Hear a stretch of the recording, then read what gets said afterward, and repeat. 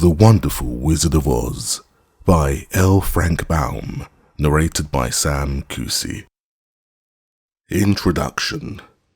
Folklore, legends, myths and fairy tales have followed childhood through the ages, for every healthy youngster has a wholesome and instinctive love for stories fantastic, marvelous, and manifestly unreal. The winged fairies of Grimm and Andersen have brought more happiness to childish hearts than all other human creations. Yet the old-time fairy tale, having served for generations, may now be classed as historical in the children's library, for the time has come for a series of newer wonder tales in which the stereotyped genie, dwarf and fairy are eliminated, together with all the horrible and blood-curdling incident devised by their authors to point a fearsome moral to each tale. Modern education includes morality, therefore the modern child seeks only entertainment in its wonder tales and gladly dispenses with all disagreeable incident. Having this thought in mind, the story of The Wonderful Wizard of Oz was written solely to pleasure children of today. It aspires to being a modernized fairy tale in which the wonderment and joy are retained and the heartaches and nightmares are left out. L. Frank Baum, Chicago, April 1900. Chapter 1. The Cyclone. Dorothy lived in the midst of the great Kansas prairies, with Uncle Henry, who was a farmer, and Aunt Em, who was the farmer's wife. Their house was small, for the lumber to build it had to be carried by wagon many miles. There were 4 walls, a floor and a roof, which made one room, and this room contained a rusty-looking cooking stove, a cupboard for the dishes, a table, 3 or 4 chairs, and the beds. Uncle Henry and Aunt Em had a big bed in one corner, and Dorothy a little bed in another corner. There was no garret at all, and no cellar except a small hole, dug in the ground, called a cyclone cellar, where the family go in case one of those great whirlwinds arose, mighty enough to crush any building in its path. It was reached by a trap-door in the middle of the floor, from which a ladder led down into the small, dark hole. When Dorothy stood in the doorway and looked around, she could see nothing but the great grey prairie on every side. Not a tree nor a house broke the broad sweep of flat country that reached the edge of the sky in all directions. The sun had baked the ploughed land into a grey mass, with little cracks running through it. Even the grass was not green, for the sun had burned the tops of the long blades until they were the same grey colour to be seen everywhere. Once the house had been painted, but the sun blistered the paint and the rains washed it away, and now the house was as dull and grey as everything else. When Aunt Em came there to live, she was a young, pretty wife. The sun and wind had changed her too. They had taken the sparkle from her eyes and left them a sober grey. They had taken the red from her cheeks and lips, and they were grey also. She was thin and gaunt, and never smiled now. When Dorothy, who was an orphan, first came to her, Aunt Em had been so startled by the child's laughter that she would scream and press her hand upon her heart whenever Dorothy's merry voice reached her ears, and she still looked at the little girl with wonder that she could find anything to laugh at. Uncle Henry never laughed. He worked hard from morning till night and did not know what joy was. He was grey also, from the long beard to his rough boots, and he looked stern and solemn, and rarely spoke. It was Toto that made Dorothy laugh, and saved her from growing as grey as her other surroundings. Toto was not grey, He was a little black dog with long, silky hair and small black eyes that twinkled merrily on either side of his funny wee nose. Toto played all day long, and Dorothy played with him and loved him dearly. Today, however, they were not playing. Uncle Henry sat upon the doorstep and looked anxiously at the sky, which was even greyer than usual. Dorothy stood in the door with Toto in her arms and looked at the sky too. Aunt Em was washing the dishes. From the far north they heard a low wail of the wind, and Uncle Henry and Dorothy could see where the long grass bowed in waves before the coming storm. There now came a sharp whistling in the air from the south, and as they turned their eyes that way, they saw ripples in the grass coming from that direction also. Suddenly Uncle Henry stood up. "There's a cyclone coming, Em," he called to his wife. "I'll go look after the stock." Then he ran towards the sheds where the cows and horses were kept. Aunt Em dropped her work and came to the door. One glance told her of the danger close at hand. "Quick, Dorothy," she screamed. "Run for the cellar." Toto jumped out of Dorothy's arms and hid under the bed, and the girl started to get him. Aunt Em, badly frightened, threw open the trapdoor in the floor and climbed down the ladder into the small dark hole. Dorothy caught Toto at last and started to follow her aunt.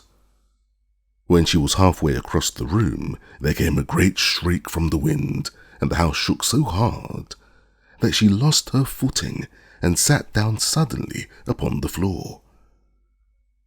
A strange thing then happened. The house whirled around 2 or 3 times and rose slowly through the air. Dorothy felt as if she were going up in a balloon. The north and south winds met where the house stood and made it the exact center of the cyclone. In the middle of a cyclone, the air is generally still, but the great pressure of the wind on every side of the house raised it up higher and higher until it was at the very top of the cyclone.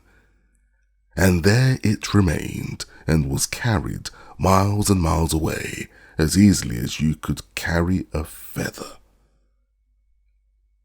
It was very dark, and the wind howled terribly and horribly around her, but Dorothy found she was riding quite easily. After the first few whirls around, and one other time when the house tipped badly, she felt as if she were being rocked gently, like a baby in a cradle. Toto did not like it. He ran about the room, now here, now there, barking loudly, but Dorothy sat quite still on the floor and waited to see what would happen. Once Toto got too near the open trapdoor and fell in, and at first the little girl thought she had lost him, but soon she saw one of his ears sticking up through the hole, for the strong pressure of the air was keeping him up so that he could not fall. She crept to the hole, caught Toto by the ear, and dragged him into the room again, afterward closing the trapdoor so that no more accidents could happen. Hour after hour passed away, and slowly Dorothy got over her fright, but she felt quite lonely, and the wind shrieked so loudly all about her that she nearly became deaf. At first she had wondered if she would be dashed to pieces when the house fell again, but as the hours passed and nothing terrible happened, she stopped worrying and resolved to wait calmly to see what the future would bring. At last she crawled over the swaying floor to her bed and lay down upon it, and Toto followed and lay down beside her. In spite of the swaying of the house and the wailing of the wind, Dorothy soon closed her eyes and fell fast asleep. Chapter 2: The Council with the Munchkins. She was awakened by a shock, so sudden and severe that if Dorothy had not been lying on the soft bed, she might have been hurt. As it was, the jar made her catch her breath and wonder what had happened. And Toto put his cold little nose into her face and whined dismally. Dorothy sat up and noticed that the house was not moving, nor was it dark, for the bright sunshine came in at the window, flooding the little room. She sprang from her bed and with Toto at her heels, ran and opened the door. The little girl gave a cry of amazement and looked about her, her eyes growing bigger and bigger at the wonderful sight she saw. The cyclone had set the house down, very gently, for a cyclone in the midst of a country of marvellous beauty. There were lovely patches of green sward all about, with stately trees bearing rich and luscious fruits. Banks of gorgeous flowers were on every hand, and birds with rare and brilliant plumage sang and fluttered in the trees and bushes. A little way off was a small brook, rushing and sparkling along between green banks, and murmuring in a voice very grateful to a little girl who had lived so long on the dry, grey prairies. While she stood looking eagerly at the strange and beautiful sights, she noticed, coming towards her, a group of the queerest people she had ever seen. They were not as big as the grown folk she had always been used to, but neither were they very small. In fact, they seemed about as tall as Dorothy, who was a well-grown child for her age, although they were, so far as looks go, many years older. 3 were men and 1 a woman, and all were oddly dressed. They wore round hats that rose to a small point a foot above their heads, with little bells around the brims that tinkled sweetly as they moved. The hats of the men were blue. The little woman's hat was white, and she wore a white gown that hung in plaits from her shoulders. Over it were sprinkled little stars that glistened in the sun like diamonds. The men were dressed in blue, of the same shade as their hat, and wore well-polished boots with a deep roll of blue at the tops. The men, Dorothy thought, were about as old as Uncle Henry, for 2 of them had beards. But the little woman was doubtless much older. Her face was covered with wrinkles, her hair was nearly white, and she walked rather stiffly. When these people drew near the house where Dorothy was standing in the doorway, they paused and whispered among themselves, as if afraid to come farther. But the little old woman walked up to Dorothy, made a low bow, and said in a sweet voice, "You are welcome, most noble sorceress, to the land of the Munchkins. We are so grateful to you for having killed the wicked witch of the East, and for setting our people free from bondage." Dorothy listened to this speech with wonder.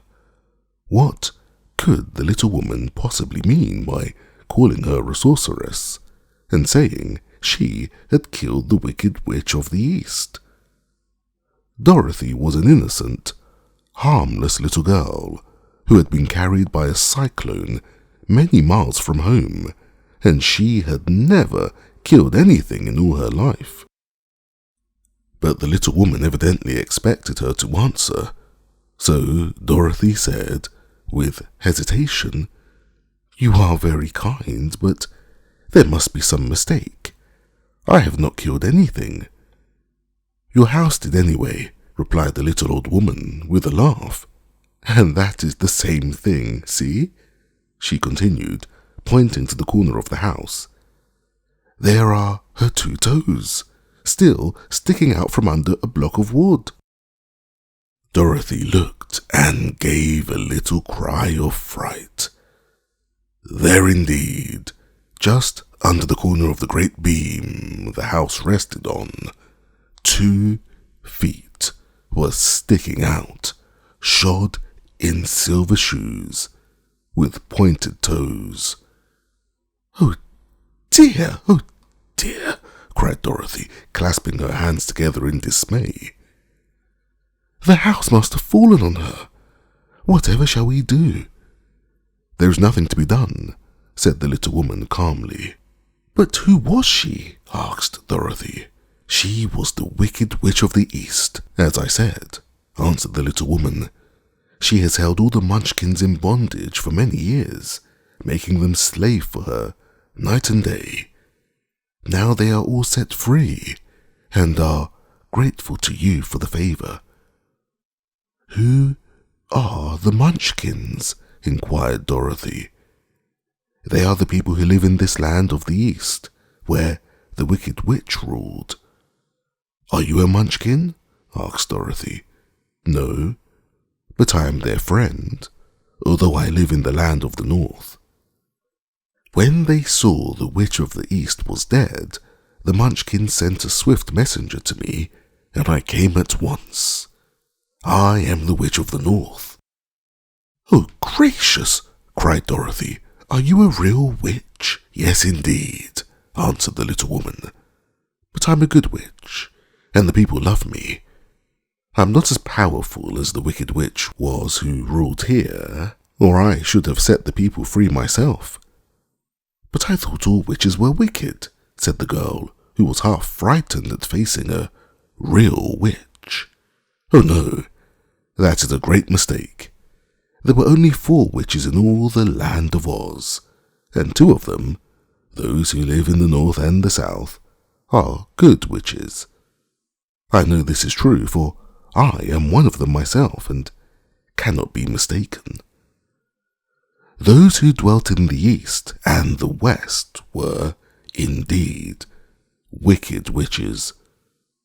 But now that you have killed one of them, there is but one wicked witch in all the land of Oz, the one who lives in the west."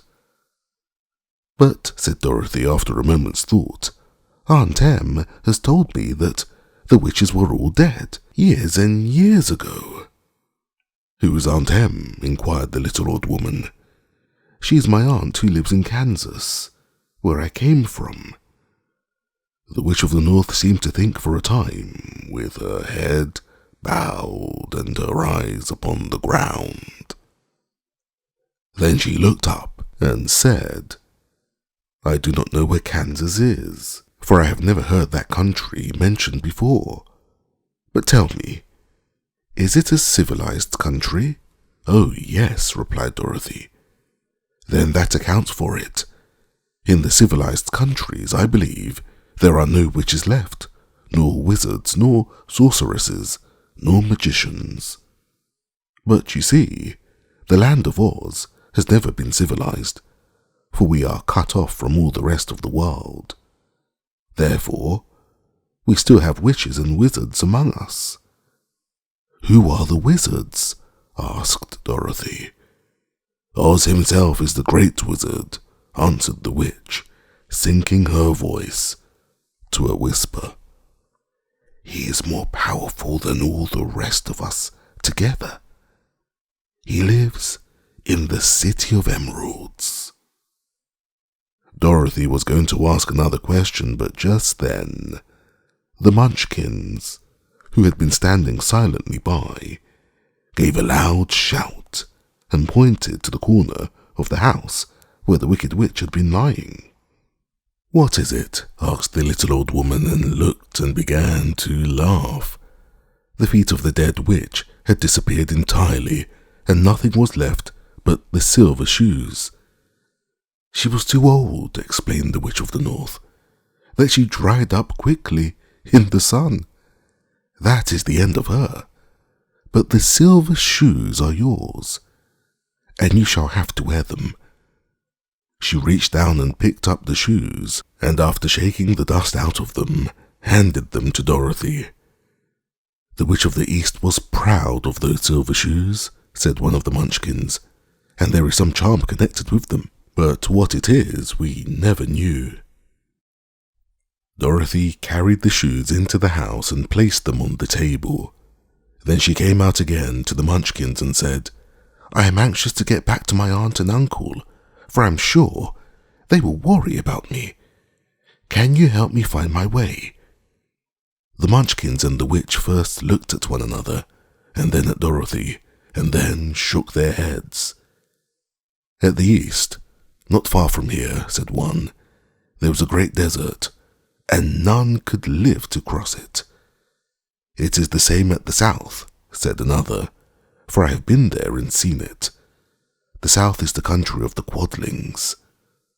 "I am told," said the third man, "that it is the same at the west, and the country where the Winkies live is ruled by the wicked witch of the west, who would make you her slave if you passed her way." "The north is my home," said the old lady, "and at its edge is the same great desert that surrounds this land of Oz. I'm afraid, my dear, you will have to live with us." Dorothy began to sob at this, for she felt lonely among all these strange people. Her tears seemed to grieve the kind-hearted Munchkins, for they immediately took out their handkerchiefs and began to weep also.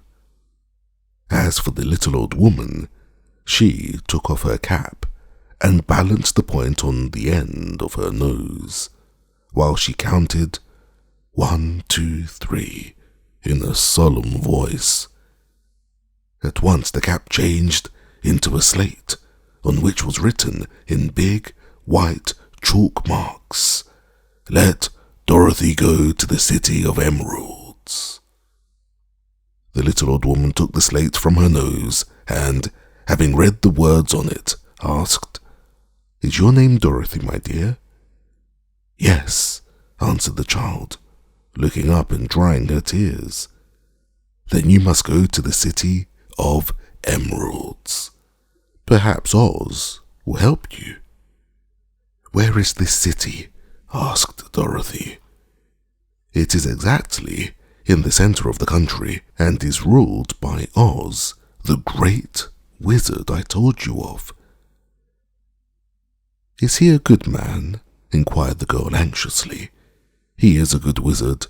Whether he is a man or not I cannot tell, for I have never seen him." "How can I get there?" asked Dorothy. "You must walk. It is a long journey, through a country that is sometimes pleasant and sometimes dark and terrible. However, I will use all the magic arts I know of to keep you from harm." "Won't you go with me?" pleaded the girl, who had begun to look upon the little old woman as her only friend. "No, I cannot do that," she replied, "but I will give you my kiss, and no one would dare injure a person who has been kissed by the Witch of the North." She came close to Dorothy and kissed her gently on her forehead. Where her lips touched the girl, they left a round, shining mark, and Dorothy found out soon after. "The road to the City of Emeralds is paved with yellow brick," said the witch, "so you cannot miss it. When you get to Oz, do not be afraid of him, but tell your story and ask him to help you. Goodbye, my dear." The three Munchkins bowed low to her and wished her a pleasant journey, after which they walked away through the trees. The witch gave Dorothy a friendly little nod, whirled around on her left heel 3 times, and straightway disappeared, much to the surprise of little Toto, who barked after her loudly enough when she had gone, because he had been afraid even to growl while she stood by. But Dorothy, knowing her to be a witch, had expected her to disappear in just that way and was not surprised in the least. Chapter 3. How Dorothy Saved the Scarecrow. When Dorothy was left alone, she began to feel hungry, so she went to the cupboard and cut herself some bread, which she spread with butter. She gave some to Toto, and taking a pail from the shelf, she carried it down to the little brook and filled it with clear, sparkling water. Toto ran over to the trees and began to bark at the bird sitting there. Dorothy went to get him and saw such delicious fruit hanging from the branches that she gathered some of it, finding it just what she wanted to help out her breakfast. Then she went back to the house, and having helped herself and Toto to a good drink of the cool, clear water, she set about making ready for the journey to the City of Emeralds. Dorothy had only one other dress, but that happened to be clean and was hanging on a peg beside her bed. It was a gingham with checks of white and blue, and although the blue was somewhat faded with many washings, it was still a pretty frock. The girl washed herself carefully, dressed herself in the clean gingham, and tied her pink sunbonnet on her head. She took a little basket and filled it with bread from the cupboard, laying a white cloth over the top. Then she looked down at her feet and noticed how old and worn her shoes were. "They surely will never do for a long journey, Toto," she said, and Toto looked up into her face with his little black eyes and wagged his tail to show he knew what she meant. At that moment, Dorothy saw lying on the table the silver shoes that had belonged to the Witch of the East. "I wonder if they will fit me," she said to Toto.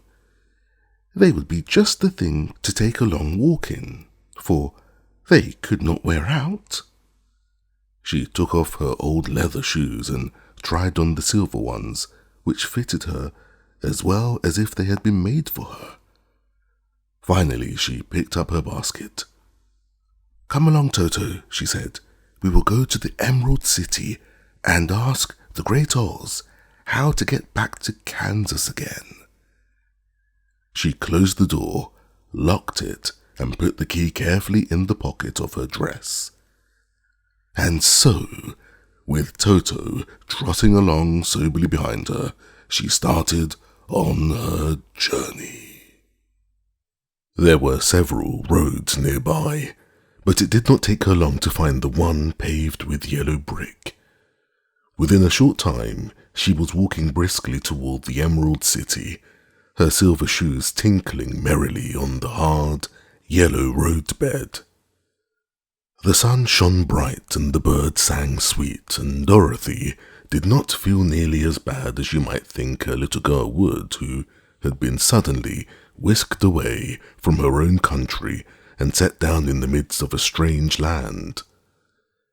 She was surprised as she walked along to see how pretty the country was about her. There were neat fences at the sides of the road, painted a dainty blue colour, and beyond them were fields of grain and vegetables in abundance. Evidently the Munchkins were good farmers and able to raise large crops. Once in a while she would pass a house and the people came out to look at her and bow low as she went by, for everyone knew she had been the means of destroying the wicked witch and setting them free from bondage. The houses of the Munchkins were odd-looking dwellings, for each was round with a big dome for a roof. All were painted blue, for in this country of the East, blue was the favourite colour. Towards evening, when Dorothy was tired with her long walk and began to wonder where she should pass the night, she came to a house rather larger than the rest. On the green lawn before it, many men and women were dancing. 5 little fiddlers played as loudly as possible, and the people were laughing and singing, while a big table nearby was loaded with delicious fruits and nuts, pies and cakes, and many other good things to eat. The people greeted Dorothy kindly and invited her to supper and to pass the night with them, for this was the home of one of the richest munchkins in the land, and his friends were gathered with him to celebrate their freedom from the bondage of the wicked witch. Dorothy ate a hearty supper and was waited upon by the rich munchkin himself, whose name was Bock. Then she sat down upon a settee and watched the people dance. When Bock saw her silver shoes, he said, "You must be a great sorceress." "Why?" asked the girl. "Because you wear silver shoes and have killed the wicked witch. Besides, you have white in your frock, and only witches and sorceresses wear white." "My dress is blue and white checked," said Dorothy, smoothing out the wrinkles in it. "It is kind of you to wear that," said Bock. "Blue is the colour of the munchkins, and white is the witch colour. So we know you are a friendly witch." Dorothy did not know what to say to this, for all the people seemed to think her a witch, and she knew very well she was only an ordinary little girl who had come by the chance of a cyclone into a strange land. When she had tired watching the dancing, Bock led her into the house, where he gave her a room with a pretty bed in it. The sheets were made of blue cloth, and Dorothy slept soundly in them till morning, with Toto curled up on the blue rug beside her. She ate a hearty breakfast and watched a wee munchkin baby, who played with Toto and pulled his tail and crowded and laughed in a way that greatly amused Dorothy. Toto was a fine curiosity to all the people, for they had never seen a dog before. "How far is it to the Emerald City?" the girl asked. "I do not know," answered Bock gravely, "for I have never been there. It is better for people to keep away from Oz, unless they have business with him. But it is a long way to the Emerald City, and it will take you many days. The country here is rich and pleasant, but you must pass through rough and dangerous places before you reach the end of your journey." This worried Dorothy a little, but she knew that only the Great Oz could help her to get to Kansas again, so she bravely resolved not to turn back. She bade her friends goodbye and again started along the road of yellow brick. When she had gone several miles, she thought she would stop to rest, and so climbed to the top of the fence beside the road and sat down. There was a great cornfield beyond the fence, and not far away she saw a scarecrow placed high on a pole to keep the birds from the ripe corn. Dorothy leaned her chin upon her hand and gazed thoughtfully at the scarecrow. Its head was a small sack stuffed with straw, with eyes, nose, and mouth painted on it to represent a face. An old, pointed blue hat that had belonged to some munchkin was perched on this head, and the rest of the figure was a blue suit of clothes, worn and faded, which had also been stuffed with straw. On the feet were some old boots with blue tops, such as every man wore in this country, and the figure was raised above the stalks of corn by means of the pole stuck up its back. While Dorothy was looking earnestly into the queer painted face of the scarecrow, she was surprised to see one of the eyes slowly wink at her. She thought she must have been mistaken at first, for none of the scarecrows in Kansas ever wink. But presently the figure nodded its head to her in a friendly way. Then she climbed down from the fence and walked up to it, while Toto ran around the pole and barked. "Good day," said the Scarecrow in a rather husky voice. "Did you speak?" asked the girl in wonder. "Certainly," answered the Scarecrow. "How do you do?" "I'm pretty well, thank you," replied Dorothy politely. "How do you do?" "I'm not feeling well," said the Scarecrow with a smile, "for it is very tedious being perched up here night and day to scare away crows." "Can't you get down?" asked Dorothy. "No, for this pole is stuck up my back. If you will please take away the pole, I shall be greatly obliged to you." Dorothy reached up both arms and lifted the figure off the pole, for, being stuffed with straw, it was quite light. "Thank you very much," said the Scarecrow, when he had been set down on the ground. "I feel like a new man." Dorothy was puzzled at this, for it sounded queer to hear a stuffed man speak and to see him bow and walk along beside her. "Who are you?" asked the Scarecrow, when he had stretched himself and yawned. "And where are you going?" "My name is Dorothy," said the girl, "and I am going to the Emerald City to ask the Great Oz to send me back to Kansas." "Where is the Emerald City?" he inquired. "And who is Oz?" "Why, don't you know?" she returned in surprise. "No, indeed, I don't know anything, you see. I'm stuffed, so I have no brains at all," he answered sadly. "Oh," said Dorothy, "I'm awfully sorry for you.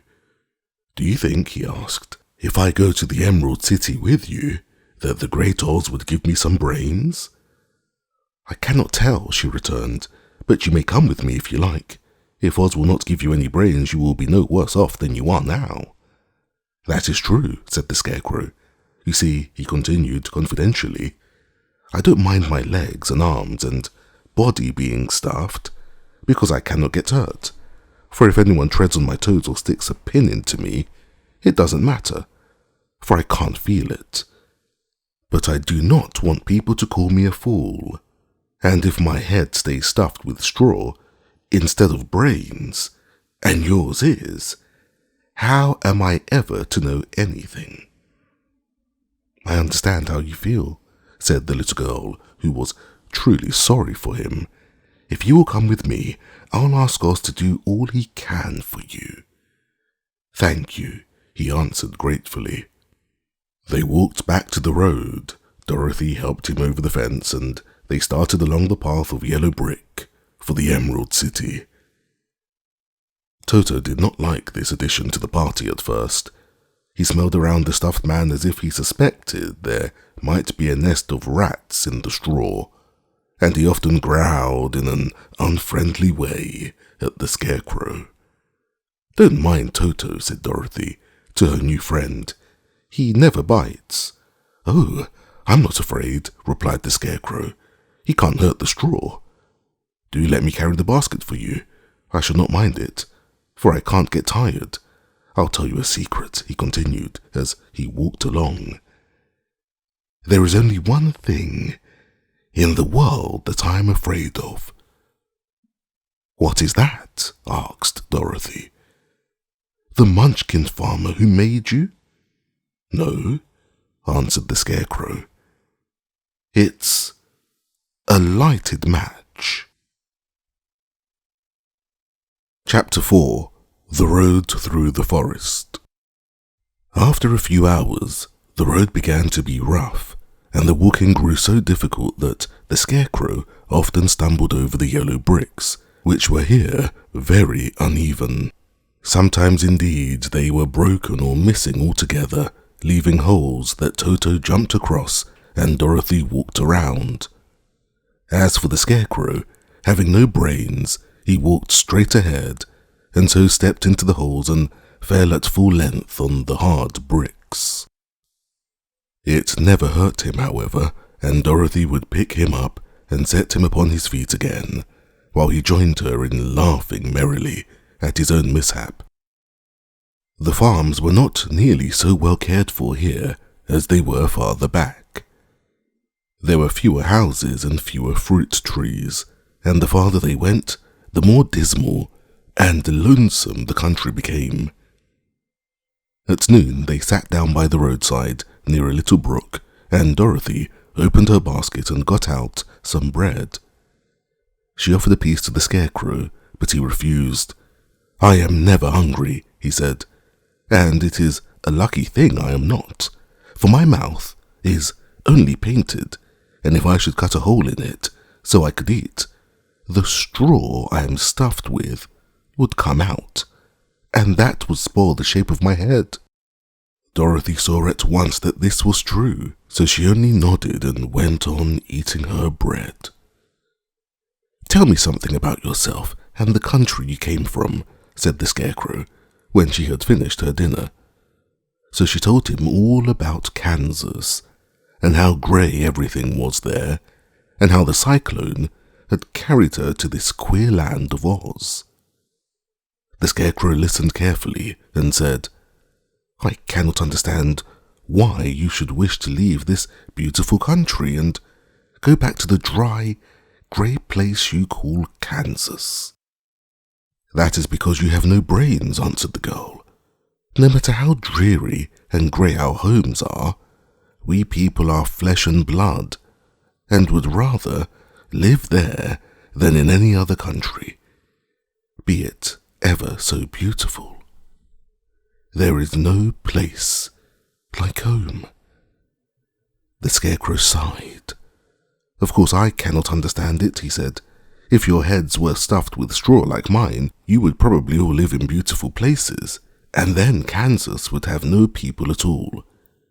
It is fortunate for Kansas that you have brains. Won't you tell me a story while we are resting?" asked the child. The scarecrow looked at her reproachfully and answered, "My life has been so short that I really know nothing whatever. I was only made day before yesterday. What happened in the world before that time is all unknown to me. Luckily, when the farmer made my head, one of the first things he did was to paint my ears, so that I heard what was going on. There was another munchkin with him, and the first thing I heard was the farmer saying, 'How do you like those ears?' 'They aren't straight,' answered the other. 'Never mind,' said the farmer. 'They are ears just the same,' which was true enough. 'Now I'll make the eyes,' said the farmer.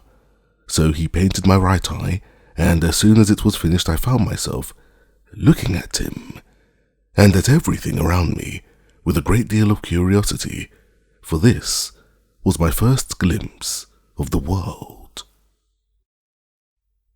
"That's a rather pretty eye," remarked the munchkin who was watching the farmer. "Blue paint is just the colour for the eyes. I think I'll make the other a little bigger," said the farmer, and when the second eye was done, I could see much better than before. Then he made my nose and my mouth, but I did not speak because at that time I didn't know what a mouth was for.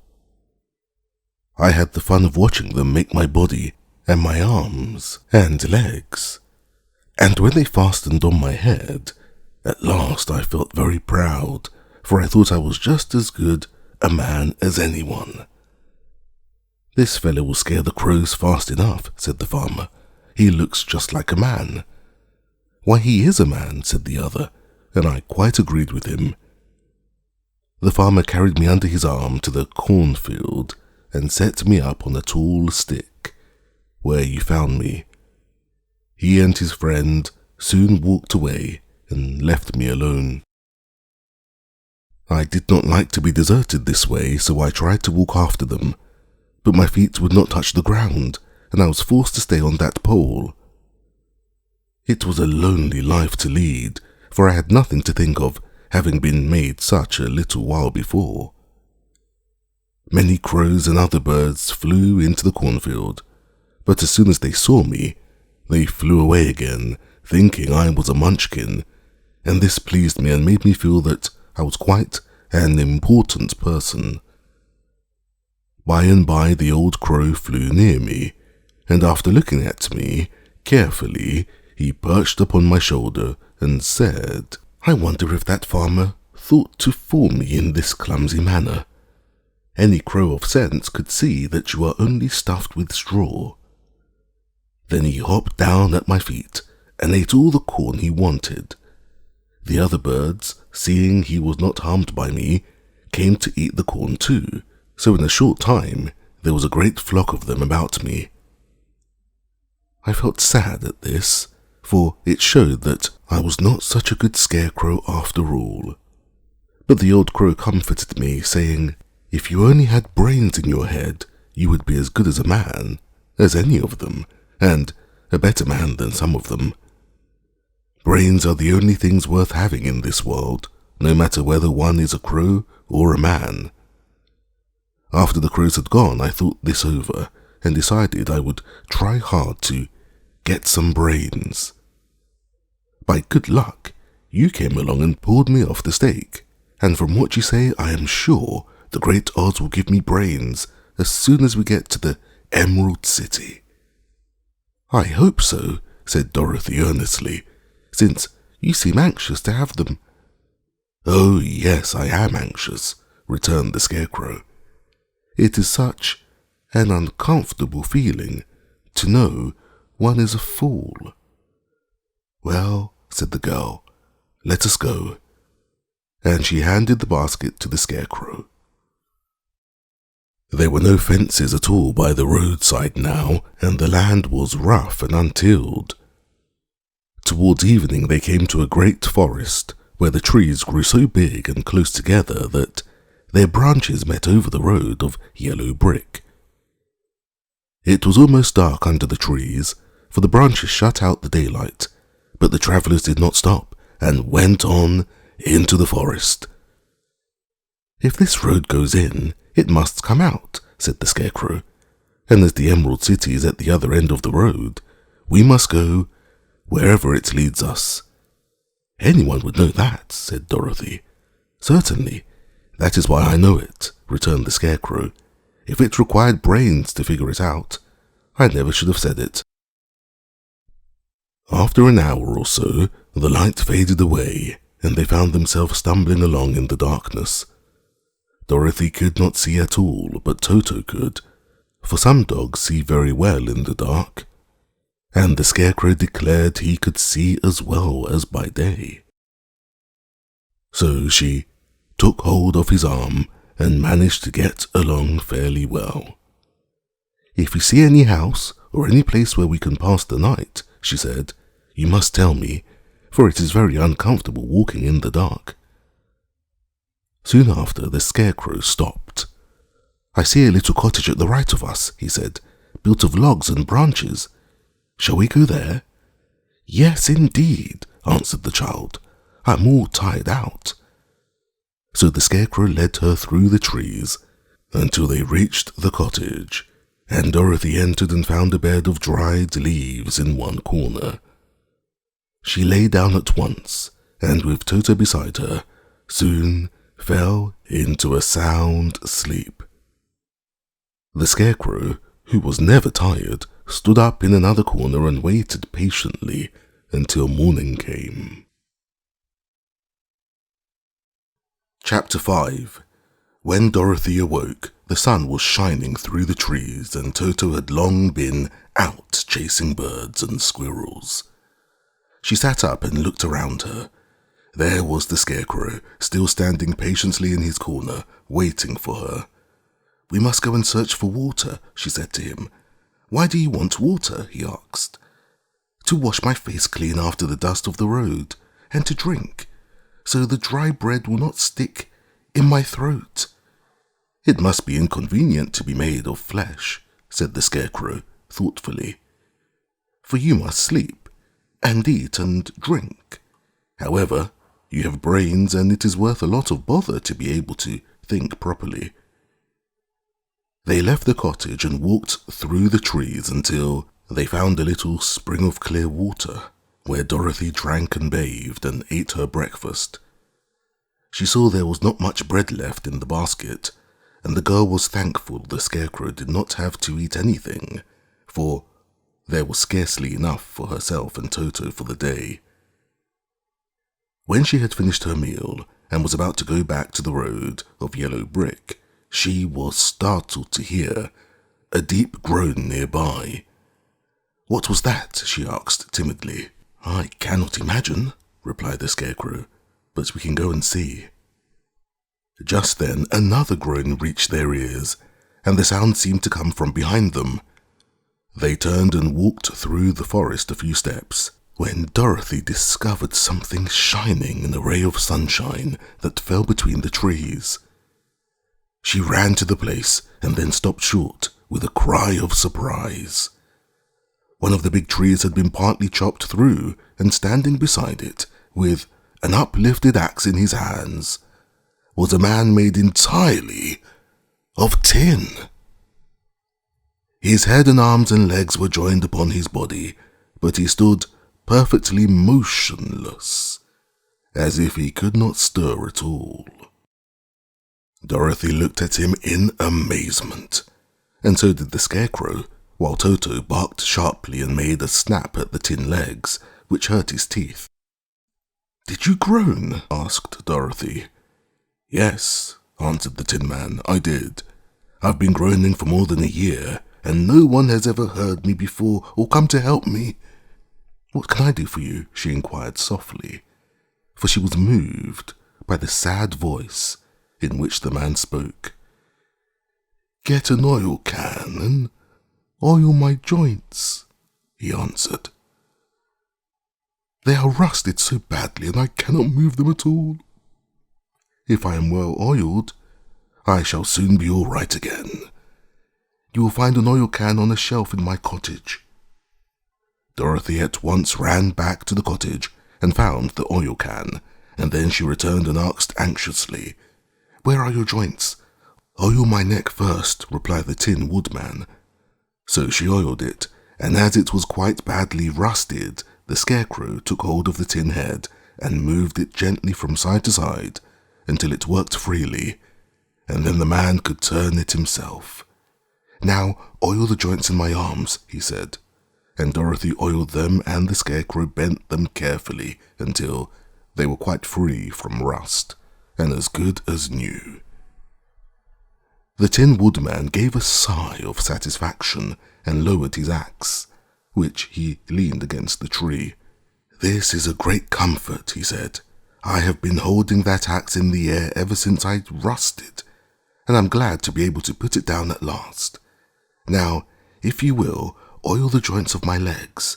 I shall be all right once more." So they oiled his legs until he could move them freely, and he thanked them again and again for his release, for he seemed a very polite creature and very grateful. "I might have stood there always if you had not come along," he said, "so you have certainly saved my life. How did you happen to be here?" "We are on our way to the Emerald City to see the Great Oz," she answered, "and we stopped at your cottage to pass the night." "Why do you wish to see Oz?" he asked. "I want him to send me back to Kansas, and the scarecrow wants him to put a few brains into his head," she replied. The Tin Woodman appeared to think deeply for a moment. Then he said, "Do you suppose Oz could give me a heart?" "Why, I guess so," Dorothy answered. "It would be as easy to give the scarecrow brains." "True," the Tin Woodman returned. "So, if you will allow me to join your party, I will also go to the Emerald City and ask Oz to help me." "Come along," said the scarecrow heartily, and Dorothy added that she would be pleased to have his company. So the Tin Woodman shouldered his axe, and they all passed through the forest until they came to the road that was paved with yellow brick. The Tin Woodman had asked Dorothy to put the oil can in her basket, for, he said, if I should get caught in the rain and rust again, I would need the oil can badly. It was a bit of good luck to have their new comrade join the party, for soon after they had begun their journey again, they came to a place where the trees and branches grew so thick over the road that the travellers could not pass. But the Tin Woodman set to work with his axe and chopped so well that soon he cleared a passage for the entire party. Dorothy was thinking so earnestly as they walked along that she did not notice when the scarecrow stumbled into a hole and rolled over to the side of the road. Indeed, he was obliged to call to her to help him up again. "Why didn't you walk around the hole?" asked the Tin Woodman. "I don't know enough," replied the scarecrow cheerfully. "My head is stuffed with straw, you know, and that is why I'm going to Oz to ask him for some brains." "Oh, I see," said the Tin Woodman. "But after all, brains are not the best things in the world. Have you any?" inquired the scarecrow. "No, my head is quite empty," answered the Woodman. "But once I had brains and a heart also, so, having tried them both, I should much rather have a heart." "And why is that?" asked the scarecrow. "I will tell you my story, and then you will know." So while they were walking through the forest, the Tin Woodman told the following story. "I was born the son of a woodman who chopped down trees in the forest and sold the wood for a living. When I grew up, I too became a wood chopper, and after my father died, I took care of my old mother as long as she lived. Then I made up my mind that instead of living alone, I would marry, so that I might not become lonely. There was one of the Munchkin girls who was so beautiful that I soon grew to love her with all my heart. She, on her part, promised to marry me as soon as I could earn enough money to build a better house for her, so I set to work harder than ever. But the girl lived with an old woman who did not want her to marry anyone, for she was so lazy. She wished the girl to remain with her and do the cooking and the housework. So the old woman went to the Wicked Witch of the East and promised her 2 sheep and a cow if she would prevent the marriage. Thereupon the Wicked Witch enchanted my axe, and when I was chopping away at my best one day, for I was anxious to get the new house and my wife as soon as possible, the axe slipped all at once and cut off my left leg. This at first seemed a great misfortune, for I knew a one-legged man could not do very well as a woodchopper. So I went to a tinsmith and had him make me a new leg out of tin.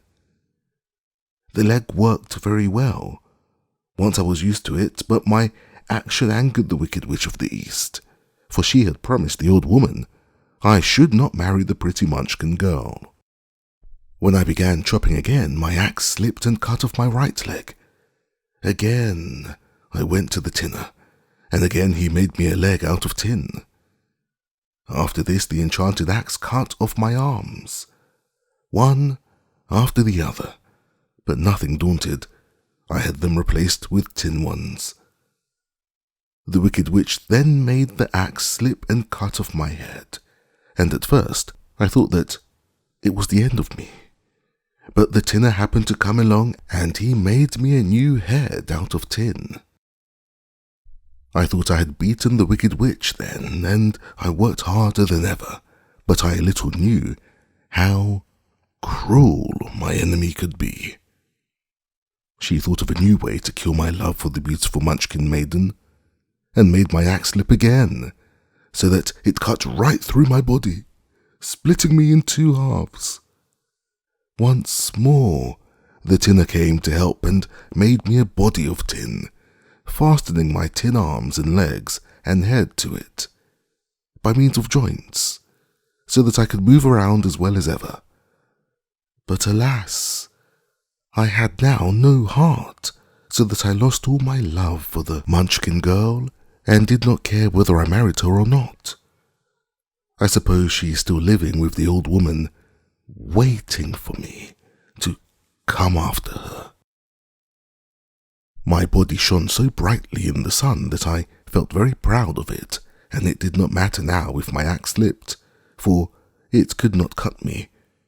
There was only one danger, that my joints would rust, but I kept an oil can in my cottage and took care to oil myself whenever I needed it. However, there came a day when I forgot to do this, and, being caught in a rainstorm, before I thought of the danger, my joints had rusted, and I was left to stand in the woods until you came to help me.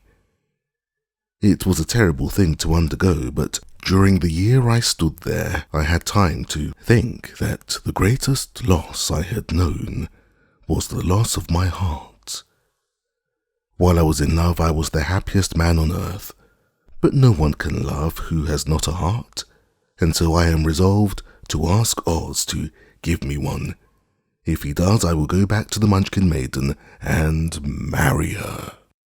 Both Dorothy and the Scarecrow had been greatly interested in the story of the Tin Woodman, and now they knew why he was so anxious to get a new heart.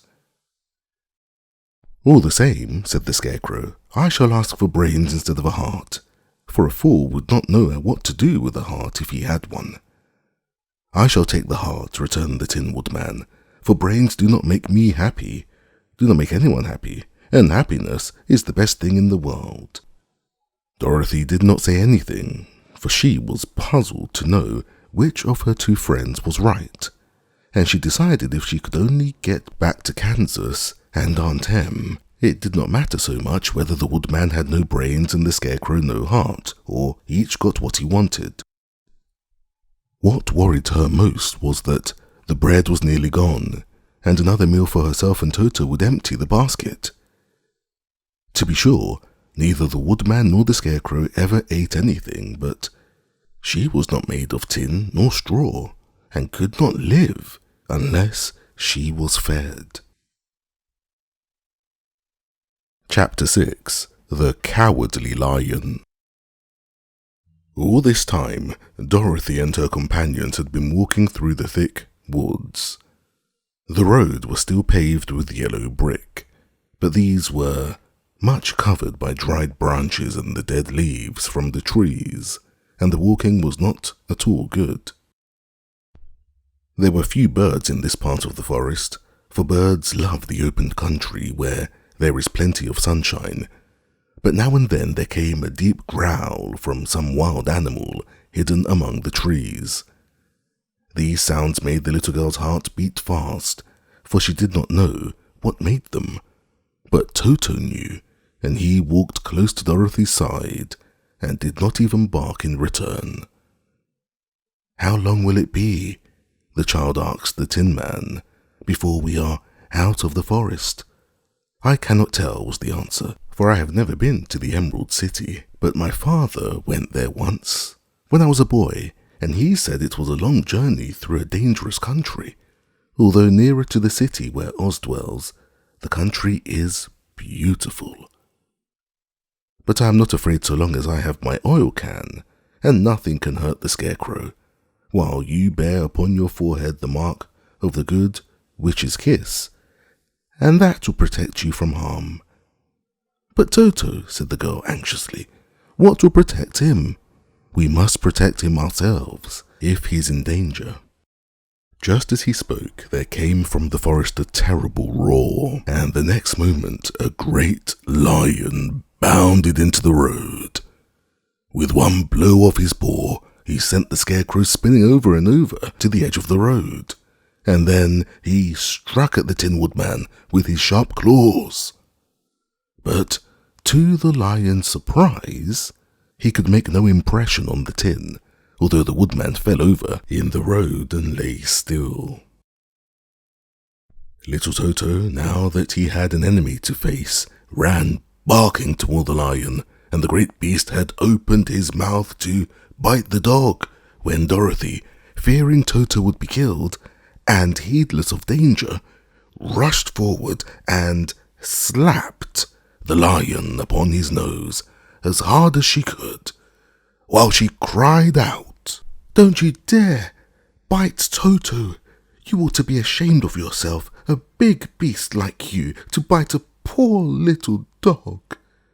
"I didn't bite him," said the lion as he rubbed his nose with his paw where Dorothy had hit it. "No, but you tried to," she retorted. "You are nothing but a big coward." "I know it," said the lion, hanging his head in shame. "I've always known it, but how can I help it? I don't know, I'm sure. To think of your striking a stuffed man like the poor scarecrow." "Is he stuffed?" asked the lion in surprise as he watched her pick up the scarecrow and set him up upon his feet while she patted him into shape again. "Of course he's stuffed," replied Dorothy, who was still angry. "That's why he went over so easily," remarked the lion. "It astonished me to see him whirl around so. Is the other one stuffed also?" "No," said Dorothy. "He's made of tin," and she helped the woodman up again. "That's why he nearly blunted my claws," said the lion. "When they scratched against the tin, it made a cold shiver run down my back." "What is that little animal you are so tender of?" "He is my dog, Toto," answered Dorothy. "Is he made of tin or stuffed?" asked the lion. "Neither. He's a meat dog," said the girl. "Oh, he's a curious animal and seems remarkably small. Now that I look at him, no one would think of biting such a little thing except a coward like me," continued the lion sadly.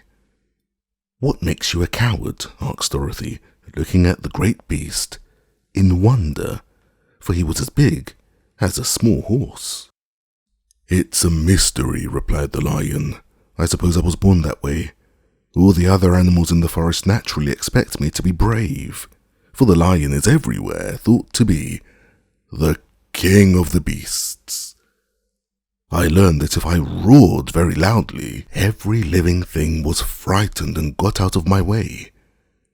Whenever I've met a man, I've been awfully scared, but I just roared at him and he has always run away as fast as he could go. If the elephants and the tigers and the bears have ever tried to fight me, I should have run myself. I'm such a coward. But just as soon as they hear me roar, they all try to get away from me, and of course I let them go." "But that isn't right. The king of beasts shouldn't be a coward," said the scarecrow. "I know it," returned the lion, wiping a tear from his eye with the tip of his tail. "It is my great sorrow and makes my life very unhappy. But whenever there is danger, my heart begins to beat fast." "Perhaps you have a disease," said the Tin Woodman. "It may be," said the lion. "If you have," continued the Tin Man, "you ought to be glad, for it proves you have a heart. For my part, I have no heart, so I cannot have heart disease." "Perhaps," thought the lion, "if I had no heart, I should not be a coward." "Have you brains?" asked the scarecrow. "I suppose so. I've never looked to see," replied the lion. "I'm going to the Great Oz to ask him to give me some," remarked the scarecrow, "for my head is stuffed with straw." "And I'm going to ask him to give me a heart," said the woodman. "And I am going to ask him to send Toto and me back to Kansas," said Dorothy. "Do you think Oz could give me courage?" asked the cowardly lion. "Just as easily as he could give me brains," said the scarecrow. "Or give me a heart," said the Tin Woodman. "Or send me back to Kansas," said Dorothy. "Then if you don't mind, I'll go with you," said the lion, "for my life is simply unbearable without a bit of courage." "You'll be very welcome," answered Dorothy, "for you will help to keep away the other wild beasts. It seems to me they must be more cowardly than you are if they allow you to scare them so easily." "They really are," said the lion, "but that doesn't make me any braver, and as long as I know myself to be a coward, I shall be unhappy." So once more the little company set off upon the journey, the lion walking with stately strides at Dorothy's side. Toto did not approve his new comrade at first, for he could not forget how nearly he had been crushed between the lion's great jaws. But after a time he became more at ease, and presently Toto and the cowardly lion had grown to be good friends. During the rest of that day, there was no other adventure to mar the peace of their journey. Once, indeed, the Tin Woodman stepped upon a beetle that was crawling along the road and killed the poor little thing. This made the Tin Woodman very unhappy, for he was always careful not to hurt any living creature. And as he walked along, he wept several tears of sorrow and regret. These tears ran slowly down his face and over the hinges of the jaw, and they were rusted. When Dorothy presently asked him a question, the Tin Woodman could not open his mouth, for his jaws were tightly rusted together. He became greatly frightened at this and made many motions to Dorothy to relieve him, but she could not understand. The lion was also puzzled to know what was wrong, but the scarecrow seized the oil can from Dorothy's basket and oiled the woodman's jaws, so that after a few moments he could talk as well as before. "This will serve me a lesson," said he, "to look where I step, for if I should kill another bug or beetle, I should surely cry again, and crying rusts my jaw so that I cannot speak." Thereafter he walked very carefully with his eyes on the road, and when he saw a tiny ant toiling by, he would step over it so as not to harm it. The Tin Woodman knew very well he had no heart, and therefore he took great care never to be cruel or unkind to anything. "You people with hearts," he said, "have something to guide you, and need never do wrong. But I have no heart, and so I must be very careful. When Oz gives me a heart, of course I needn't mind so much." Chapter 7. The Journey to the Great Oz. They were obliged to camp out that night under a large tree in the forest, for there were no houses near. The tree made a good, thick covering to protect them from the dew, and the Tin Woodman chopped a great pile of wood with his axe, and Dorothy built a splendid fire that warmed her and made her feel less lonely. She and Toto ate the last of their bread, and now she did not know what they would do for breakfast. "If you wish," said the lion, "I will go into the forest and kill a deer for you. You can roast it by the fire, since your tastes are so peculiar that you prefer cooked food, and then you will have a very good breakfast." "Don't, please don't," begged the Tin Woodman. "I should certainly weep if you killed a poor deer, and then my jaws would rust again." But the lion went away into the forest and found his own supper, and no one ever knew what it was, for he didn't mention it. And the scarecrow found a tree full of nuts and filled Dorothy's basket with them, so that she would not be hungry for a long time. She thought this was very kind and thoughtful of the scarecrow, but she laughed heartily at the awkward way in which the poor creature picked up the nuts. His padded hands were so clumsy, and the nuts were so small that he dropped almost as many as he put in the basket. But the scarecrow did not mind how long it took him to fill the basket, for it enabled him to keep away from the fire, as he feared a spark might get into his straw and burn him up. So he kept a good distance away from the flames and only came near to cover Dorothy with dry leaves when she lay down to sleep. These kept her very snug and warm, and she slept soundly until morning. When it was daylight, the girl bathed her face in a little rippling brook, and soon after they all started toward the Emerald City. This was to be an eventful day for the travellers. They had hardly been walking an hour when they saw before them a great ditch that crossed the road and divided the forest as far as they could see on either side. It was a very wide ditch, and when they crept up to the edge and looked into it, they could see it was also very deep, and there were many big, jagged rocks at the bottom. The sides were so steep that none of them could climb down, and for a moment it seemed that their journey must end. "What shall we do?" asked Dorothy, despairingly.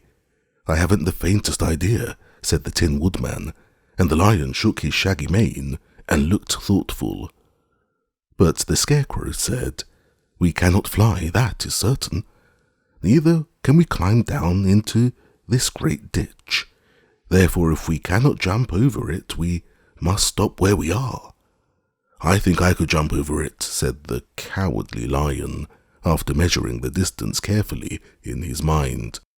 "Then we are all right," answered the Scarecrow, "for you can carry us all over on your back, one at a time."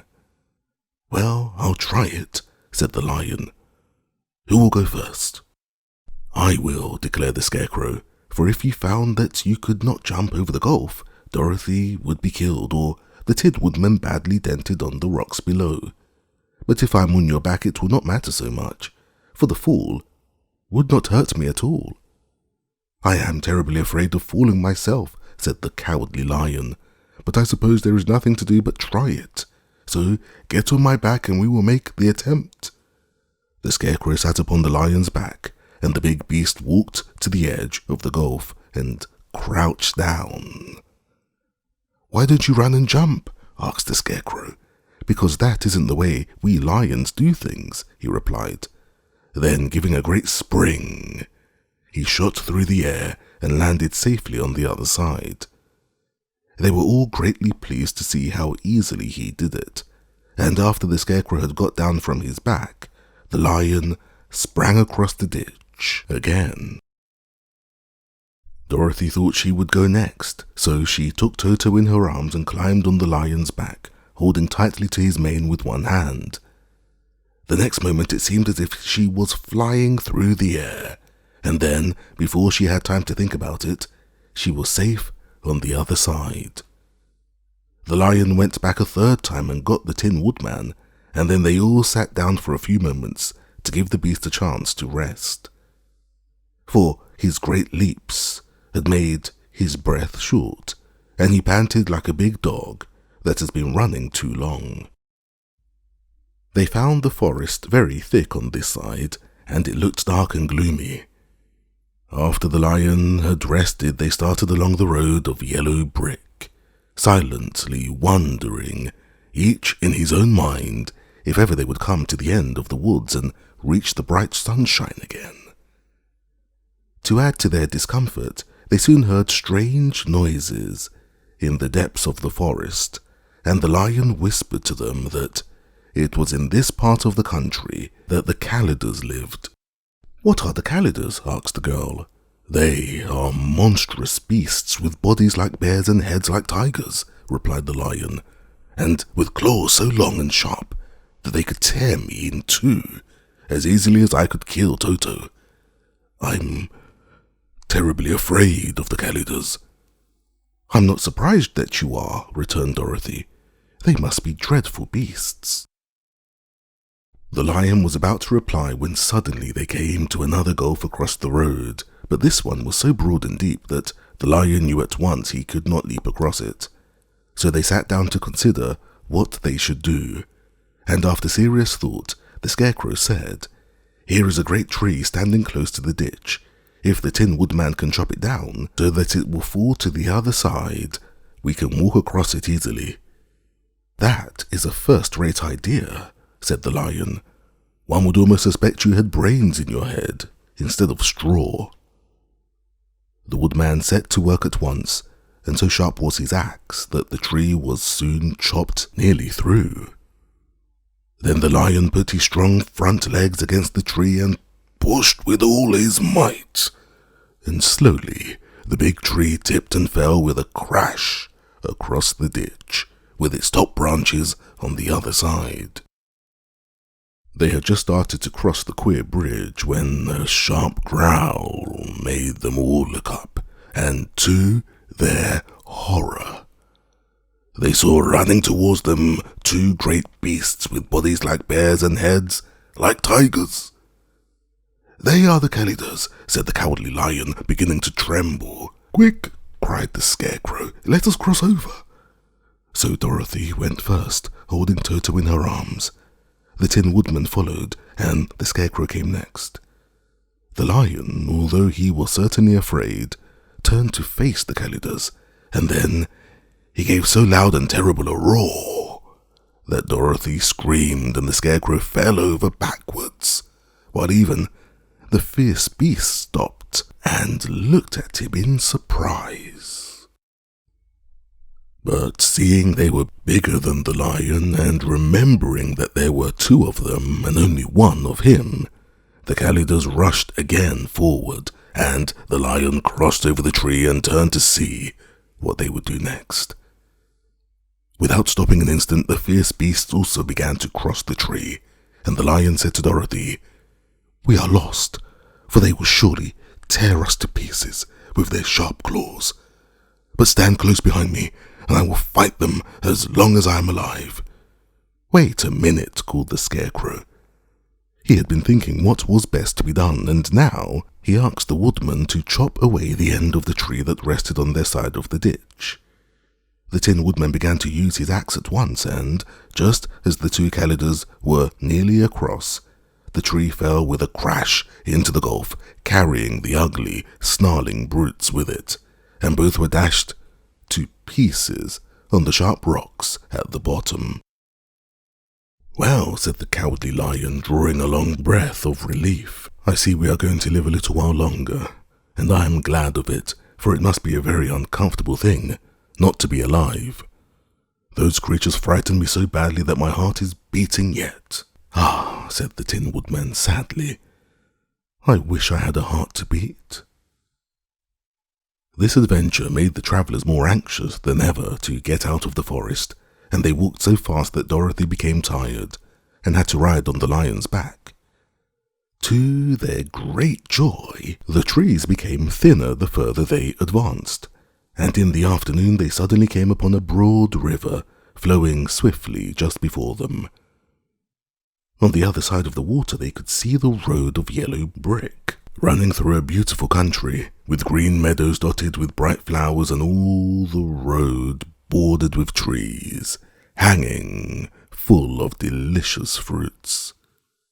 They were greatly pleased to see this delightful country before them. "How shall we cross the river?" asked Dorothy. "That is easily done," replied the Scarecrow. "The Tin Woodman must build us a raft so that we can float onto the other side." So the woodman took his axe and began to chop down small trees to make a raft, and while he was busy at this, the Scarecrow found on the riverbank a tree full of fine fruit. This pleased Dorothy, who had eaten nothing but nuts all day, and she made a hearty meal of the ripe fruit. But it takes time to make a raft, even when one is as industrious and untiring as the Tin Woodman, and when night came, the work was not done. So they found a cozy place under the trees where they slept well until the morning, and Dorothy dreamed of the Emerald City, and of the good Wizard Oz, who would soon send her back to her home again. Chapter 8. The Deadly Poppy Field. Our little party of travellers awakened next morning refreshed and full of hope, and Dorothy breakfasted like a princess off peaches and plums from the trees beside the river. Behind them was the dark forest they had passed safely through, although they had suffered many discouragements, but before them was a lovely, sunny country that seemed to beckon them on to the Emerald City.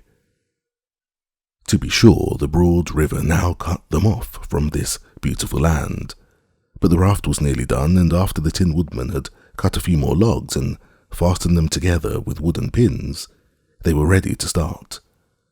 Dorothy sat down in the middle of the raft and held Toto in her arms.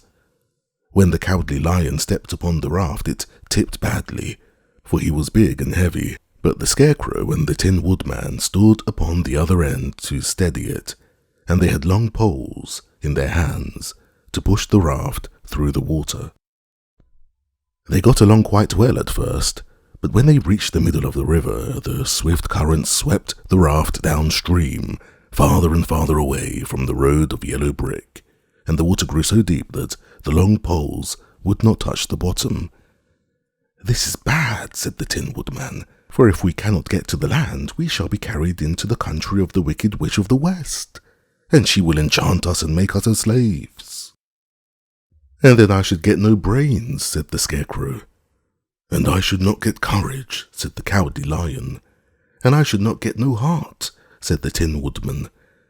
"And I should never get back to Kansas," said Dorothy.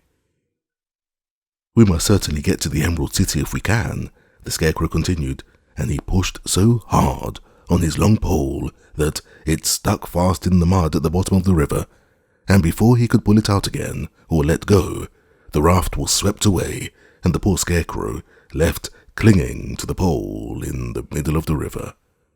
"Goodbye," he called after them, and they were very sorry to leave him. Indeed, the Tin Woodman began to cry. But fortunately, he remembered that he might rust, and so dried his tears upon Dorothy's apron. Of course, this was a bad thing for the Scarecrow. "I am now worse off than when I first met Dorothy," he thought. "Then I was stuck on a pole in a cornfield, where I could make believe scare the crows, at any rate. But surely there is no use for a Scarecrow stuck on a pole in the middle of a river. I am afraid I shall never have any brains after all." Down the stream, the raft floated, and the poor Scarecrow was left far behind. Then the Lion said, "Something must be done to save us.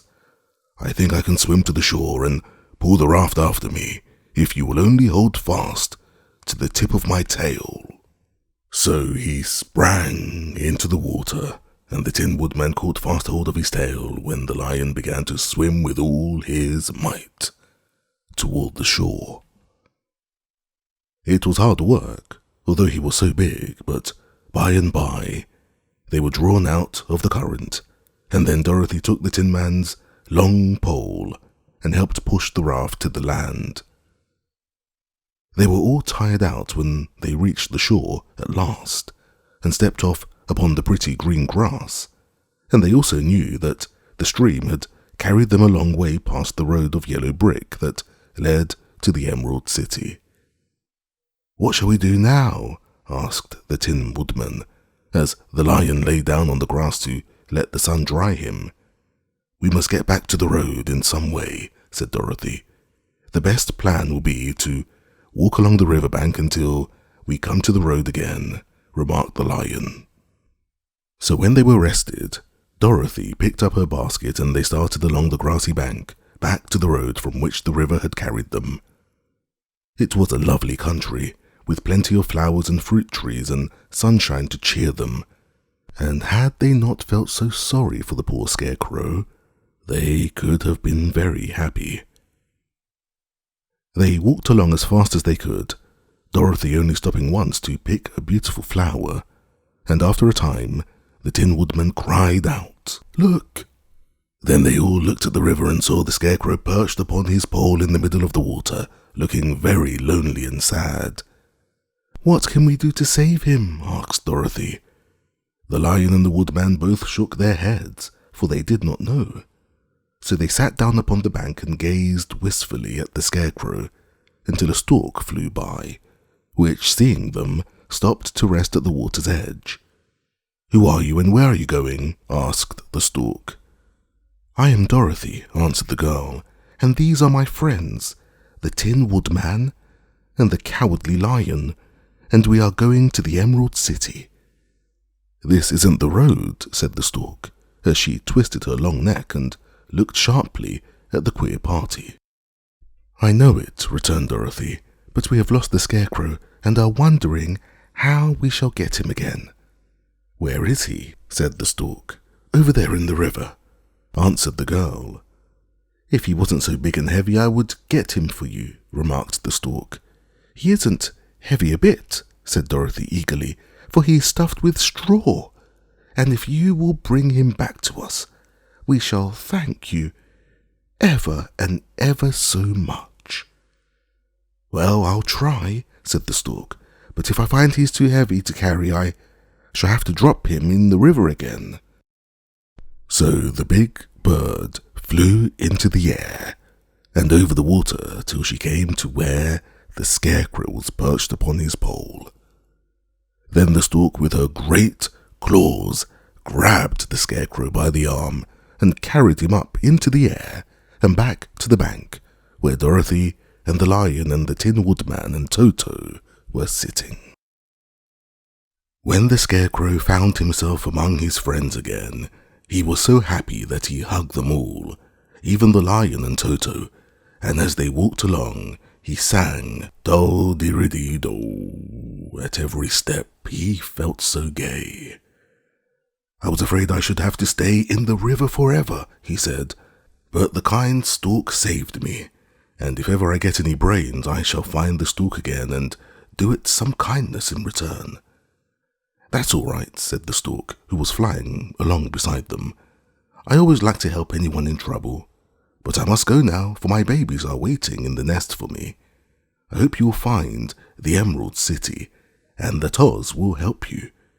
"Thank you," replied Dorothy, and then the kind stork flew into the air and was soon out of sight.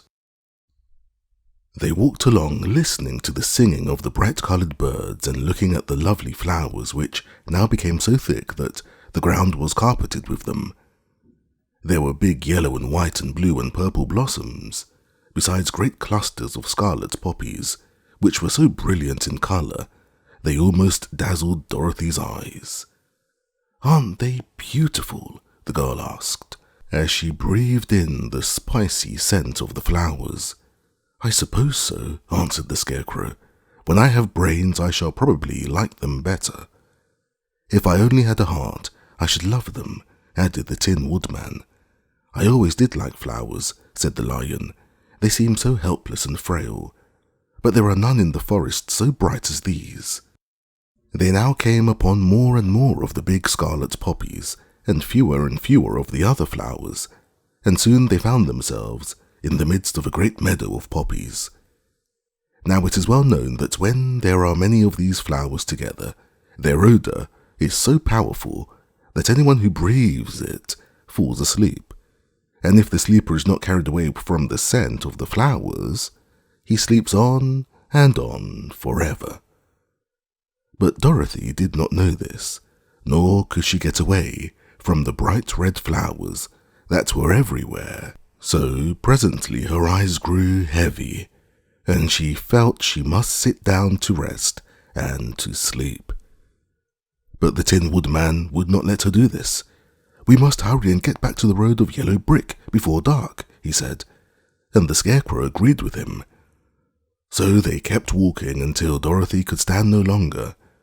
Her eyes closed in spite of herself, and she forgot where she was and fell among the poppies, fast asleep. "What shall we do?" asked the Tin Woodman. "If we leave her here, she will die," said the Lion. "The smell of the flowers is killing us all. I myself can scarcely keep my eyes open, and the dog is already asleep." It was true. Toto had fallen down beside his little mistress, but the Scarecrow and the Tin Woodman, not being made of flesh, were not troubled by the scent of the flowers. "Run fast," said the Scarecrow to the Lion, "and get out of this deadly flower bed as soon as you can. We will bring the little girl with us, but if you should fall asleep, you are too big to be carried." So the Lion aroused himself and bounded forward as fast as he could go. In a moment he was out of sight. "Let us make a chair with our hands and carry her," said the Scarecrow. So they picked up Toto and put the dog in Dorothy's lap, and then they made a chair with their hands for the seat and their arms for the arms, and carried the sleeping girl between them through the flowers. On and on they walked, and it seemed that the great carpet of deadly flowers that surrounded them would never end. They followed the bend of the river, and at last came upon their friend, the Lion, lying fast asleep among the poppies. The flowers had been too strong for the huge beast, and he had given up at last, and fallen only a short distance from the end of the poppy bed, where the sweet grass spread in beautiful green fields before them. "We can do nothing for him," said the Tin Woodman sadly, "for he is much too heavy to lift. We must leave him here to sleep on forever, and perhaps he will dream that he has found courage at last." "I'm sorry," said the Scarecrow. The lion was a very good comrade for me, for one so cowardly. But let us go on. They carried the sleeping girl to a pretty spot beside the river, far enough from the poppy field to prevent her breathing any more of the poison of the flowers, and here they laid her gently on the soft grass, and waited for the fresh breeze to waken her. Chapter 9. The Queen of the Field Mice. "We cannot be far from the road of yellow brick now," remarked the Scarecrow, as he stood beside the girl, "for we have come nearly as far as the river carried us away." The Tin Woodman was about to reply when he heard a low growl, and, turning his head, which worked beautifully on hinges, he saw a strange beast come bounding over the grass towards them. It was indeed a great yellow wildcat, and the woodman thought it must be chasing something, for its ears were lying close to its head, and its mouth was wide open, showing 2 rows of ugly teeth, while its red eyes glowed like balls of fire. As it came nearer, the Tin Woodman saw that running before the beast was a little grey field mouse, and although he had no heart, he knew it was wrong for the wildcat to try to kill such a pretty, harmless creature. So the woodman raised his axe, and, as the wildcat ran by, he gave it a quick blow that cut the beast's head clean off its body, and it rolled over at his feet in 2 pieces. The field mouse, now that it was freed from its enemy, stopped short, and, coming slowly up to the woodman, it said, in a squeaky little voice, "Oh, thank you ever so much for saving my life." "Don't speak of it, I beg you," replied the woodman. "I have no heart, you know, so I am careful to help all those who may need a friend, even if it happens to be only a mouse." "Only a mouse?" cried the little animal indignantly. "Why, I am the queen of all the field mice." "Oh, indeed," said the woodman, making a bow. "Therefore you have done a great deed, as well as a brave one, in saving my life," added the queen. At that moment several mice were seen running up as fast as their little legs could carry them, and when they saw their queen, they exclaimed, "Oh, your majesty, we thought you would be killed.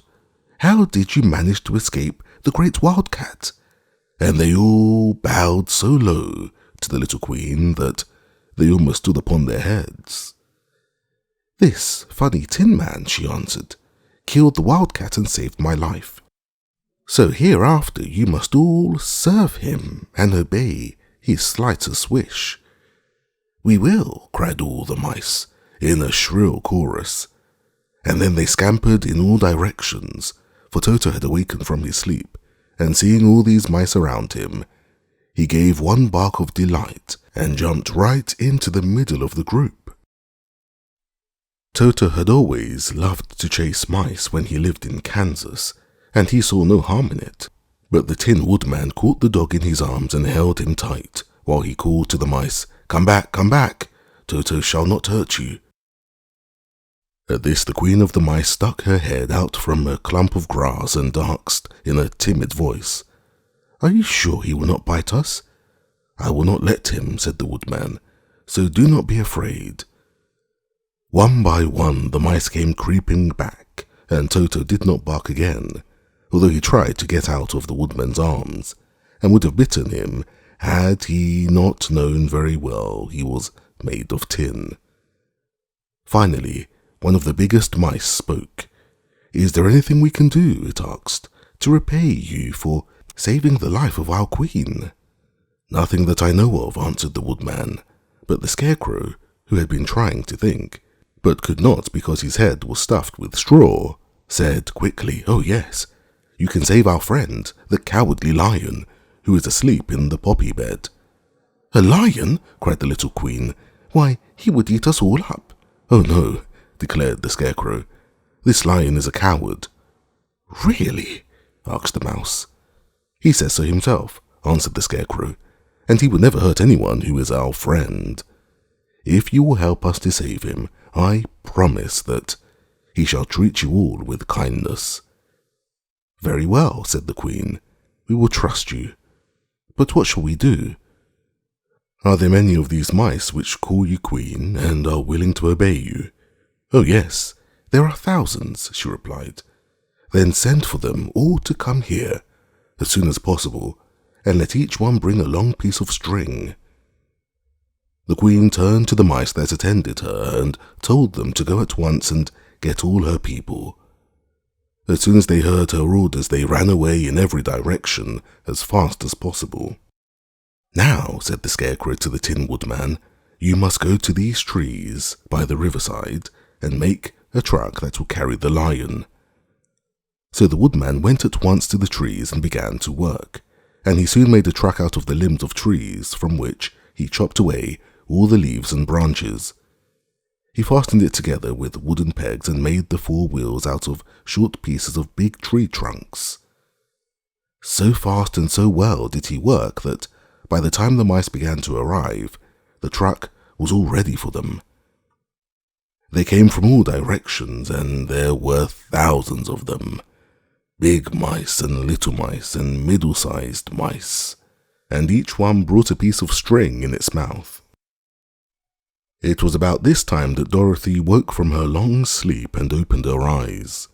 She was greatly astonished to find herself lying upon the grass, with thousands of mice standing around and looking at her timidly. But the scarecrow told her about everything, and turning to the dignified little mouse, he said, "Permit me to introduce you to Her Majesty the Queen." Dorothy nodded gravely and the queen made a curtsy, after which she became quite friendly with the little girl. The scarecrow and the woodman now began to fasten the mice to the truck, using the strings they had brought.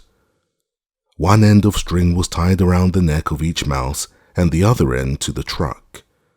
Of course, the truck was 1,000 times bigger than any of the mice who were to draw it, but when all the mice had been harnessed, they were able to pull it quite easily. Even the scarecrow and the Tin Woodman could sit on it, and were drawn swiftly by their queer little horses to the place where the lion lay asleep. After a great deal of hard work, for the lion was heavy, they managed to get him up on the truck. Then the queen hurriedly gave her people the order to start, for she feared if the mice stayed among the poppies too long, they also would fall asleep. At first, the little creatures, many though they were, could hardly stir the heavily loaded truck, but the woodman and the scarecrow both pushed from behind, and they got along better. Soon they rolled the lion out of the poppy bed to the green fields, where he could breathe the sweet, fresh air again, instead of the poisonous scent of the flowers. Dorothy came near to them and thanked the little mice warmly for saving her companion from death. She had grown so fond of the big lion, she was glad he had been rescued. Then the mice were unharnessed from the truck and scampered away through the grass to their homes. The queen of the mice was the last to leave. "If ever you need us again," she said, "come out into the field and call, and we shall hear you and come to your assistance. Goodbye." "Goodbye," they all answered, and away the queen ran, while Dorothy held Toto tightly, lest he should run after her and frighten her. After this they sat down beside the lion until he should awaken, and the scarecrow brought Dorothy some fruit from the tree nearby, which she ate for her dinner. Chapter 10. The Guardian of the Gates. It was some time before the cowardly lion awakened, for he had lain among the poppies a long while, breathing in their deadly fragrance. But when he did open his eyes and roll off the truck, he was very glad to find himself still alive. "I ran as fast as I could," he said, sitting down and yawning, "but the flowers were too strong for me. How did you get me out?" Then they told him of the field mice and how they had generously saved him from death. And the cowardly lion laughed and said, "I have always thought myself very big and terrible, yet such small things as flowers came near to killing me, and such small animals as mice have saved my life. How strange it all is. But comrades, what shall we do now?" "We must journey on until we find the road of yellow brick again," said Dorothy, "and then we can keep on to the Emerald City." So the lion being fully refreshed and feeling quite himself again, they all started upon the journey, greatly enjoying the walk through the soft, fresh grass, and it was not long before they reached the road of yellow brick and turned again toward the Emerald City where the great Oz dwelt. The road was smooth and well paved now, and the country about was beautiful, so that the travellers rejoiced in leaving the forest far behind, and with it the many dangers they had met in its gloomy shades. Once more they could see fences built beside the road, but these were painted green, and when they came to a small house, in which a farmer evidently lived, that also was painted green. They passed by several of these houses during the afternoon, and sometimes people came to the doors and looked at them as if they would like to ask questions. But no one came near them nor spoke to them because of the great lion, of which they were much afraid. The people were all dressed in clothing of a lovely emerald green colour, and wore peaked hats like those of the Munchkins. "This must be the land of Oz," said Dorothy, "and we are surely getting near the Emerald City." "Yes," answered the Scarecrow, "everything is green here, while in the country of the Munchkins blue was their favourite colour. But the people do not seem to be as friendly as the Munchkins, and I'm afraid we shall be unable to find a place to pass the night." "I should like something to eat besides fruit," said the girl, "and I'm sure Toto is nearly starved. Let us stop at the next house and talk to the people." So, when they came to a good-sized farmhouse, Dorothy walked boldly up to the door and knocked. A woman opened it just far enough to look out and said, "What do you want, child, and why is that great lion with you?" "We wish to pass the night with you, if you will allow us," answered Dorothy, "and the lion is my friend and comrade, and would not hurt you for the world." "Is he tame?" asked the woman, opening the door a little wider. "Oh yes," said the girl, "and he is a great coward too, so that he will be more afraid of you than you are of him."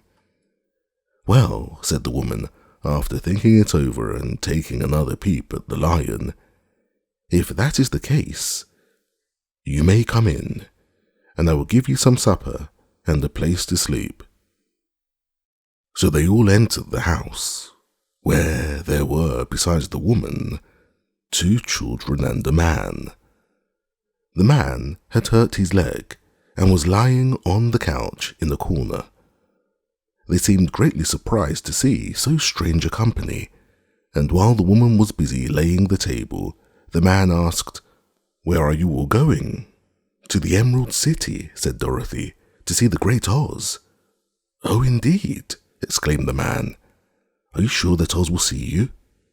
"Why not?" she replied. "Why, it is said that he never lets anyone come into his presence. I have been to the Emerald City many times, and it is a beautiful and wonderful place. But I have never been permitted to see the great Oz, nor do I know of any living person who has seen him." "Does he never go out?" asked the Scarecrow. "Never. He sits day after day in the great throne room of his palace, and even those who wait upon him do not see him face to face." "What is he like?" asked the girl. "That is hard to tell," said the man, thoughtfully. "You see, Oz is a great wizard, and can take on any form he wishes, so that some say he looks like a bird, and some say he looks like an elephant, and some say he looks like a cat. To others he appears as a beautiful fairy, or a brownie, or in any other form that pleases him. But who the real Oz is, when he is in his own form, no living person can tell." "That is very strange," said Dorothy, "but we must try, in some way, to see him, or we shall have made our journey for nothing." "Why do you wish to see the terrible Oz?" asked the man. "I want him to give me some brains," said the Scarecrow eagerly. "Oh, Oz could do that easily enough," declared the man. "He has more brains than he needs." "And I want him to give me a heart," said the Tin Woodman. "That will not trouble him," continued the man, "for Oz has a large collection of hearts of all sizes and shapes." "And I want him to give me courage," said the Cowardly Lion. "Oz keeps a great pot of courage in his throne room," said the man, "which he has covered with a golden plate to keep it from running over. He will be glad to give you some." "And I want him to send me back to Kansas," said Dorothy. "Where is Kansas?" asked the man, in surprise. "I don't know," replied Dorothy, sorrowfully, "but it is my home, and I'm sure it is somewhere." "Very likely. Well, Oz can do anything, so I suppose he will find Kansas for you. But first you must get to see him, and that will be a hard task, for the great wizard does not like to see anyone, and he usually has his own way. But what do you want?" he continued, speaking to Toto. Toto only wagged his tail, for, strange to say, he could not speak. The woman now called to them that supper was ready, so they gathered around the table and Dorothy ate some delicious porridge, and a dish of scrambled eggs, and a plate of nice white bread, and enjoyed her meal. The lion ate some of the porridge but did not care for it, saying it was made from oats, and oats were food for horses, not for lions. The Scarecrow and the Tin Woodman ate nothing at all. Toto ate a little of everything, and was glad to get a good supper again.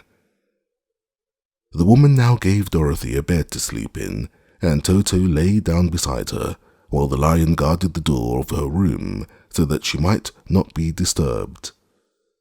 The Scarecrow and the Tin Woodman stood up in a corner and kept quiet all night, although of course they could not sleep. The next morning, as soon as the sun was up, they started on their way, and soon saw a beautiful green glow in the sky just before them. "That must be the Emerald City," said Dorothy. As they walked on, the green glow became brighter and brighter, and it seemed that at last they were nearing the end of their travels. Yet it was afternoon before they came to the great wall that surrounded the city. It was high and thick, and of a bright green color. In front of them, and at the end of the road of yellow brick, was a big gate, all studded with emeralds that glittered so in the sun that even the painted eyes of the Scarecrow were dazzled by their brilliancy. There was a bell beside the gate, and Dorothy pushed the button and heard a silvery tinkle sound within. Then the big gate swung slowly open, and they all passed through and found themselves in a high arched room, the walls of which glistened with countless emeralds. Before them stood a little man about the same size as the Munchkins. He was clothed all in green, from his head to his feet, and even his skin was of a greenish tint. At his side was a large green box. When he saw Dorothy and her companions, the man asked, "What do you wish in the Emerald City?" "We came here to see the Great Oz," said Dorothy. The man was so surprised at this answer that he sat down to think it over. "It has been many years since anyone asked me to see Oz," he said, shaking his head in perplexity. "He is powerful and terrible, and if you come on an idle or foolish errand to bother the wise reflections of the great wizard, he might be angry and destroy you all in an instant." "But it is not a foolish errand, nor an idle one," replied the Scarecrow. "It's important. And we have been told that Oz is a good wizard." "So he is," said the Green Man, "and he rules the Emerald City wisely and well. But to those who are not honest, or who approach him from curiosity, he is most terrible, and few have ever dared ask to see his face. I am the guardian of the gates, and since you demand to see the Great Oz, I must take you to his palace. But first, you must put on the spectacles." "Why?" asked Dorothy. "Because if you did not wear spectacles, the brightness and glory of the Emerald City would blind you. Even those who live in the city must wear spectacles night and day. They are all locked on, for Oz so ordered it when the city was first built, and I have the only key that will unlock them." He opened the big box, and Dorothy saw that it was filled with spectacles of every size and shape. All of them had green glasses in them. The guardian of the gates found a pair that would just fit Dorothy and put them over her eyes. There were 2 golden bands fastened to them that passed around the back of her head, where they were locked together by a little key that was at the end of a chain the guardian of the gates wore around his neck. When they were on, Dorothy could not take them off, had she wished, but of course she did not want to be blinded by the glare of the Emerald City, so she said nothing. Then the Green Man fitted spectacles for the Scarecrow and the Tin Woodman and the Lion, and even on little Toto, and all were locked fast with the key. Then the guardian of the gates put on his own glasses and told them he was ready to show them to the palace.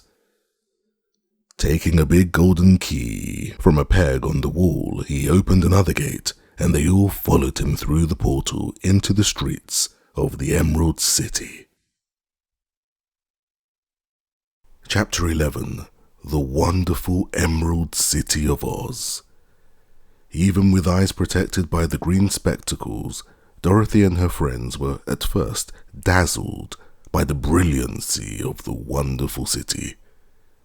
The streets were lined with beautiful houses, all built of green marble and studded everywhere with sparkling emeralds.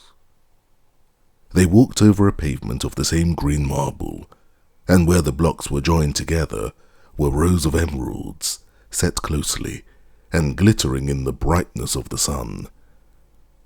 The window panes were of green glass. Even the sky above the city had a green tint, and the rays of the sun were green. There were many people, men, women, and children, walking about, and these were all dressed in green clothes and had greenish skin. They looked at Dorothy and her strangely assorted company with wondering eyes, and the children all ran away and hid behind their mothers when they saw the lion, but no one spoke to them. Many shops stood in the street, and Dorothy saw that everything in them was green. Green candy and green popcorn were offered for sale, as well as green shoes, green hats, and green clothes of all sorts. At one place, a man was selling green lemonade, and when the children brought it, Dorothy could see that they paid for it with green pennies. There seemed to be no horses nor animals of any kind. The men carried things around in little green carts, which they pushed before them. Everyone seemed happy and contented and prosperous. The guardian of the gates led them through the streets until they came to a big building, exactly in the middle of the city, which was the Palace of Oz, the Great Wizard. There was a soldier before the door, dressed in a green uniform and wearing a long green beard. "Here are strangers," said the guardian of the gates to him, "and they demand to see the Great Oz." "Step inside," answered the soldier, "and I will carry your message to him." So they passed through the palace gates and were led into a big room with a green carpet and lovely green furniture set with emeralds. The soldier made them all wipe their feet upon a green mat before entering this room. And when they were seated, he said politely, "Please make yourself comfortable while I go to the door of the throne room to tell Oz you are here." They had to wait a long time before the soldier returned. When at last he came back, Dorothy asked, "Have you seen Oz?" "Oh no," returned the soldier. "I have never seen him, but I spoke to him as he sat behind his screen and gave him your message. He says he will grant you an audience if you so desire, but each one of you must enter his presence alone, and he will admit but one each day. Therefore, as you must remain in the palace for several days, I will have you shown to rooms where you may rest in comfort after your journey." "Thank you," replied the girl. "That is very kind of Oz." The soldier now blew upon a green whistle, and at once a young girl, dressed in a pretty green silk gown, entered the room. She had lovely green hair and green eyes, and she bowed low before Dorothy as she said, "Follow me and I will show you to your room." So Dorothy said goodbye to all her friends except Toto, and, taking the dog in her arms, followed the green girl through 7 passages and up 3 flights of stairs until they came to a room at the front of the palace. It was the sweetest little room in the world, with a soft, comfortable bed that had sheets of green silk and a green velvet counterpane. There was a tiny fountain in the middle of the room that shot a spray of green perfume into the air to fall back into a beautifully carved green marble basin. Beautiful green flowers stood in the windows, and there was a shelf with a row of little green books. When Dorothy had time to open these books, she found them full of queer green pictures that made her laugh. They were so funny. In the wardrobe were many green dresses made of silk and satin and velvet, and all of them fitted Dorothy exactly. "Make yourself perfectly at home," said the green girl, "and if you wish for anything, ring the bell. Oz will send for you tomorrow morning." She left Dorothy alone and went back to the others. These she also led to the rooms, and each one of them found himself lodged in a very pleasant part of the palace. Of course, this politeness was wasted on the scarecrow, for when he found himself alone in this room, he stood stupidly in one spot, just within the doorway, to wait till morning. It would not rest him to lie down, and he could not close his eyes. So he remained all night, staring at a little spider which was weaving its web in a corner of the room, just as if it were not one of the most wonderful rooms in the world. The Tin Woodman lay down on his bed from force of habit, for he remembered when he was made of flesh. But not being able to sleep, he passed the night moving his joints up and down to make sure they kept in good working order. The lion would have preferred a bed of dried leaves in the forest, and did not like being shut up in a room, but he had too much sense to let this worry him, so he sprang upon the bed and rolled himself up like a cat, and purred himself to sleep in a minute. The next morning after breakfast, the Green Maiden came to fetch Dorothy, and she dressed her in one of the prettiest gowns, made of green brocaded satin. Dorothy put on a green silk apron and tied a green ribbon around Toto's neck, and they started for the throne room of the Great Oz. First they came to a great hall in which were many ladies and gentlemen of the court, all dressed in rich costumes. These people had nothing to do but talk to each other, but they always came to wait outside the throne room every morning, although they were never permitted to see Oz. As Dorothy entered, they looked at her curiously, and one of them whispered, "Are you really going to look upon the face of Oz the Terrible?" "Of course," answered the girl, "if he will see me."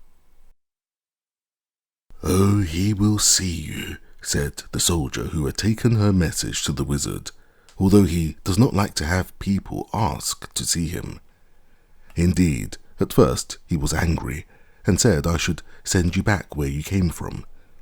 Then he asked me what you looked like, and when I mentioned your silver shoes, he was very much interested. At last I told him about the mark upon your forehead, and he decided he would admit you to his presence. Just then a bell rang, and the green girl said to Dorothy, "That is the signal. You must go into the throne room alone." She opened a little door, and Dorothy walked boldly through, and found herself in a wonderful place. It was a big round room, with a high arched roof, and the walls and ceiling and floor were covered with large emeralds set closely together. In the centre of the roof was a great light, as bright as the sun, which made the emeralds sparkle in a wonderful manner. But what interested Dorothy most was the big throne of green marble that stood in the middle of the room. It was shaped like a chair and sparkled with gems, as did everything else. In the centre of the chair was an enormous head, without body to support it, or any arms or legs whatever. There was no hair upon this head, but it had eyes and nose and mouth, and was bigger than the head of the biggest giant. As Dorothy gazed upon this in wonder and fear, the eyes turned slowly and looked at her sharply and steadily. Then the mouth moved, and Dorothy heard a voice say, "I am Oz, the great and terrible. Who are you, and why do you seek me?" It was not such an awful voice as she had expected to come from the big head, so she took courage and answered, "I am Dorothy, the small and meek. I have come to you for help." The eyes looked at her thoughtfully for a full minute. Then said the voice, "Where did you get the silver shoes?" "I got them from the Wicked Witch of the East, when my house fell on her and killed her," she replied. "Where did you get the mark upon your forehead?" continued the voice. "That is where the Good Witch of the North kissed me when she bade me goodbye and sent me to you," said the girl. Again the eyes looked at her sharply, and they saw she was telling the truth. Then Oz said, "What do you wish me to do?" "Send me back to Kansas, where my Aunt Em and Uncle Henry are," she answered earnestly. "I don't like your country. I don't like your country, although it is so beautiful, and I am sure Aunt Em will be dreadfully worried over my being away so long." The eyes winked 3 times, and then they turned up to the ceiling and down to the floor and rolled around so queerly that they seemed to see every part of the room. And at last they looked at Dorothy again. "Why should I do this for you?" asked Oz. "Because you are strong and I am weak. Because you are a great wizard and I am only a helpless little girl," she answered. "But you were strong enough to kill the Wicked Witch of the East," said Oz. "That just happened," returned Dorothy simply. "I could not help it." "Well," said the head, "I will give you my answer. You have no right to expect me to send you back to Kansas unless you do something for me in return. In this country, everyone must pay for everything he gets. If you wish me to use my magic power to send you home again, you must do something for me first. Help me, and I will help you." "What must I do?" asked the girl. "Kill the Wicked Witch of the West," answered Oz. "But I cannot," exclaimed Dorothy, greatly surprised. "You killed the Witch of the East, and you wear the silver shoes, which bear a powerful charm. There is now but one Wicked Witch left in all this land, and when you can tell me she is dead, I will send you back to Kansas, but not before." The little girl began to weep. She was so much disappointed, and the eyes winked again and looked upon her anxiously, as if the great Oz felt that she could help him if she would. "I never killed anything willingly," she sobbed, "and even if I wanted to, how could I kill the Wicked Witch? If you, who are great and terrible, cannot kill her yourself, how do you expect me to do it?" "I don't know," said the head, "but that is my answer, and until the wicked witch dies, you will not see your uncle and aunt again. Remember that the witch is wicked, tremendously wicked, and ought to be killed. Now go, and do not ask to see me again until you have done your task." Sorrowfully, Dorothy left the throne room and went back where the lion and scarecrow and the Tin Woodman were waiting to hear what Oz had said to her. "There is no hope for me," she said sadly, "for Oz will not send me home until I have killed the Wicked Witch of the West, and that I can never do." Her friends were sorry, but could do nothing to help her, so she went to her own room and lay down on the bed and cried herself to sleep. The next morning, the soldier with the green whiskers came to the scarecrow and said, "Come with me, for Oz has sent for you." So the scarecrow followed him and was admitted into the great throne room, where he saw, sitting in the emerald throne, a most lovely lady. She was dressed in green silk gauze and wore upon her flowing green locks a crown of jewels. Growing from her shoulders were wings, gorgeous in colour, and so light that they fluttered if the slightest breath of air reached them.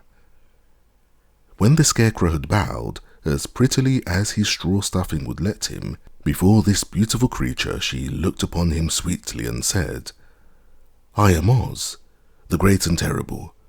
Who are you, and why do you seek me?" Now the scarecrow, who had expected to see a great head Dorothy had told him of, was much astonished, but he answered her bravely, "I am only a scarecrow, stuffed with straw. Therefore I have no brains, and I come to you praying that you will put brains in my head instead of straw, so that I may become as much a man as any other in your dominions." "Why should I do this for you?" asked the lady. "Because you are wise and powerful, and no one else can help me," answered the scarecrow. "I never grant favours without some return," said Oz, "but this much I will promise. If you will kill for me the Wicked Witch of the West, I will bestow upon you a great many brains, and such good brains that you will be the wisest man in all the land of Oz." "I thought you asked Dorothy to kill the witch," said the scarecrow, in surprise. "So I did. I don't care who kills her, but until she is dead, I will not grant your wish. Now go, and do not seek me again until you have earned the brains you so greatly desire." The scarecrow went sorrowfully back to his friends and told them what Oz had said, and Dorothy was surprised to find that the great wizard was not a head, as she had seen him, but a lovely lady. "All the same," said the scarecrow, "she needs a heart as much as the Tin Woodman." On the next morning the soldier with the green whiskers came to the Tin Woodman and said, "Oz has sent for you. Follow me." So the Tin Woodman followed him and came to the great throne room.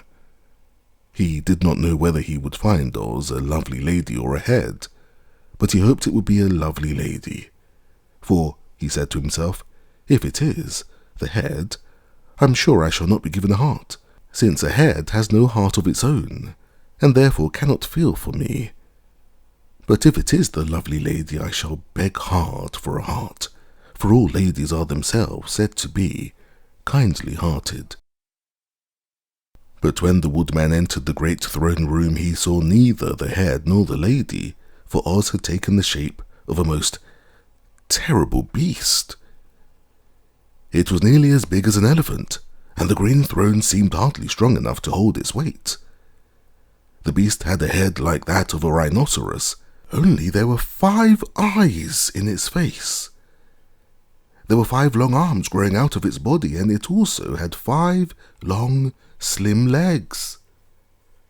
Thick, woolly hair covered every part of it, and the more dreadful-looking monster could not be imagined. It was fortunate that the Tin Man had no heart at that moment, for it would have beat loud and fast from terror. But being only tin, The woodman was not at all afraid, although he was much disappointed. "I am Oz, the great and terrible," spake the beast, in a voice that was one great roar. "Who are you, and why do you seek me?" "I am a woodman, and made of tin. Therefore I have no heart, and cannot love. I pray you give me a heart that I may be as other men are." "Why should I do this?" demanded the beast. "Because I ask of it, and you alone can grant my request," answered the woodman. Oz gave a low growl at this, but said gruffly, "If you indeed desire a heart, you must earn it." "How?" asked the woodman. "Help Dorothy to kill the Wicked Witch of the West," replied the beast. "When the witch is dead, come to me, and I will then give you the biggest and kindest and most loving heart in all the land of Oz." So the Tin Woodman was forced to return sorrowfully to his friends and tell them of the terrible beast he had seen. They all wondered greatly at the many forms the great wizard could take upon himself, and the lion said, "If he is a beast when I go to see him, I shall roar my loudest, and so frighten him that he will grant all I ask. And if he is the lovely lady, I shall pretend to spring upon her, and so compel her to do my bidding. And if he is the great head, he will be at my mercy, for I will roll this head all about the room until he promises to give us what we desire. So be of good cheer, my friends, for all will yet be well." The next morning the soldier with the green whiskers led the lion to the great throne room and bade him enter the presence of Oz. The lion at once passed through the door, and glancing around, saw, to his surprise, that before the throne was a ball of fire, so fierce and glowing he could scarcely bear to gaze upon it. His first thought was that Oz had by accident caught on fire and was burning up, but when he tried to go nearer, the heat was so intense that it singed his whiskers, and he crept back tremblingly to a spot nearer the door. Then a low, quiet voice came from the ball of fire, and these were the words it spoke. "I am Oz, the great and terrible. Who are you, and why do you seek me?"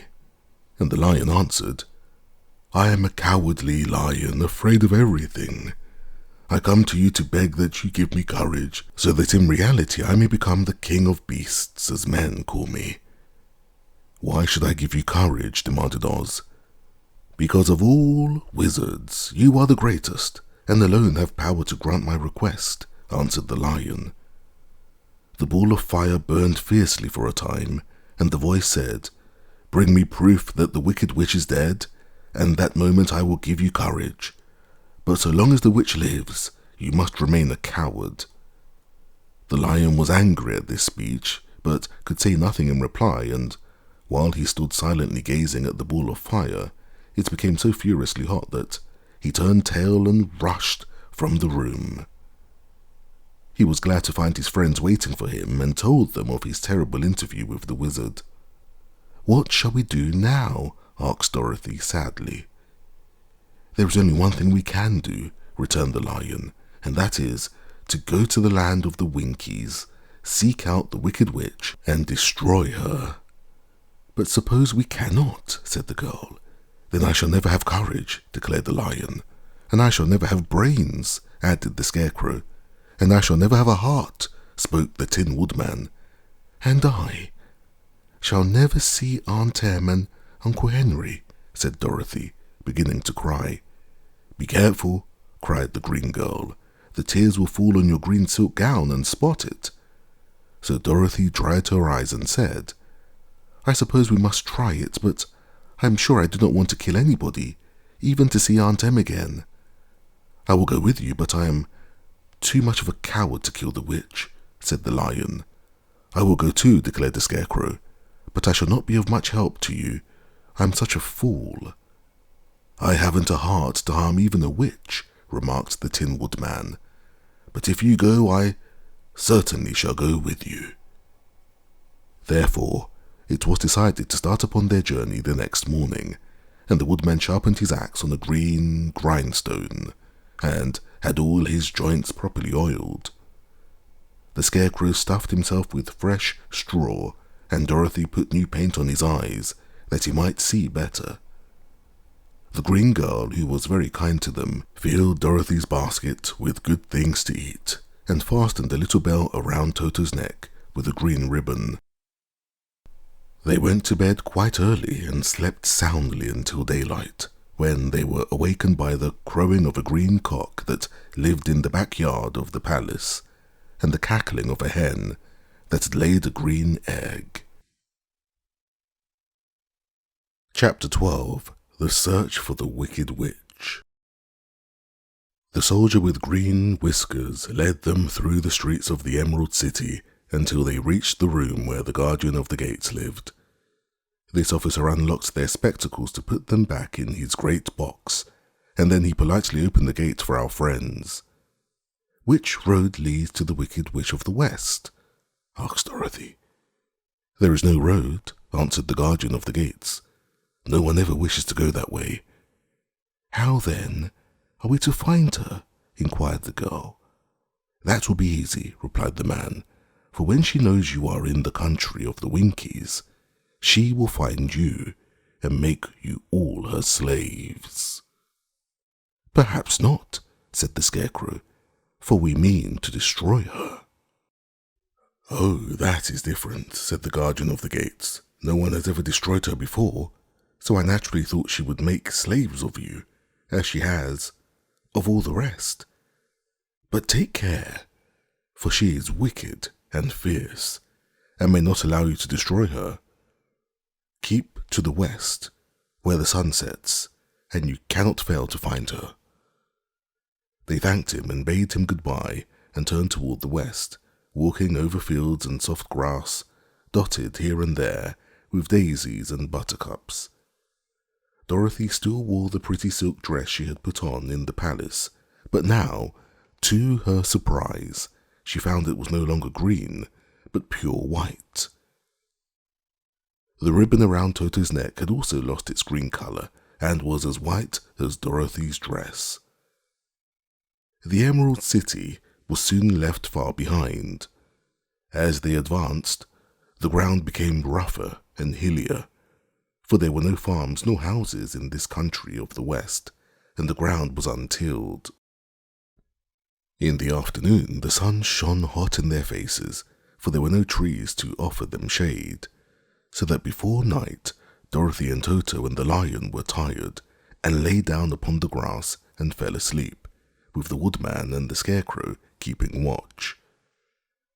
Now the Wicked Witch of the West had but one eye, yet that was as powerful as a telescope, and could see everywhere.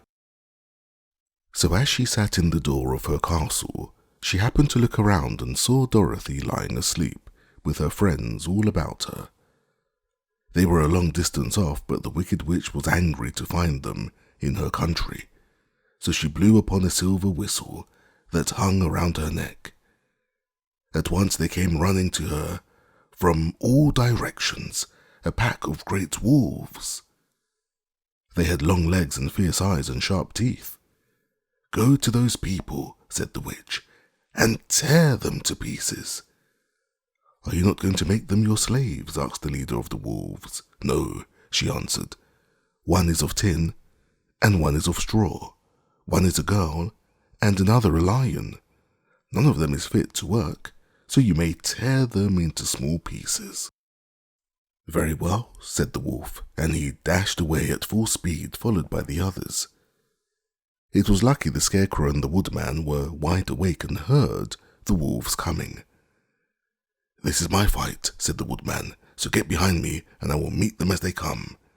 He seized his axe, which he had made very sharp, and as the leader of the wolves came on, the Tin Woodman swung his arm and chopped the wolf's head from his body, so that it immediately died.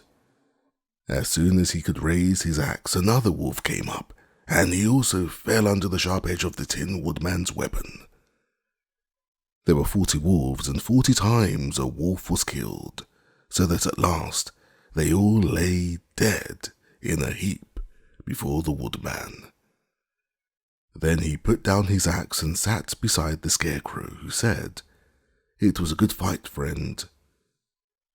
They waited until Dorothy awoke the next morning. The little girl was quite frightened when she saw the great pile of shaggy wolves, but the Tin Woodman told her all. She thanked him for saving them and sat down to breakfast, after which they started again upon their journey. Now this same morning, the Wicked Witch came to the door of her castle and looked out with her one eye that could see afar off. She saw all her wolves lying dead, and the strangers still travelling through her country. This made her angrier than before, and she blew her silver whistle twice.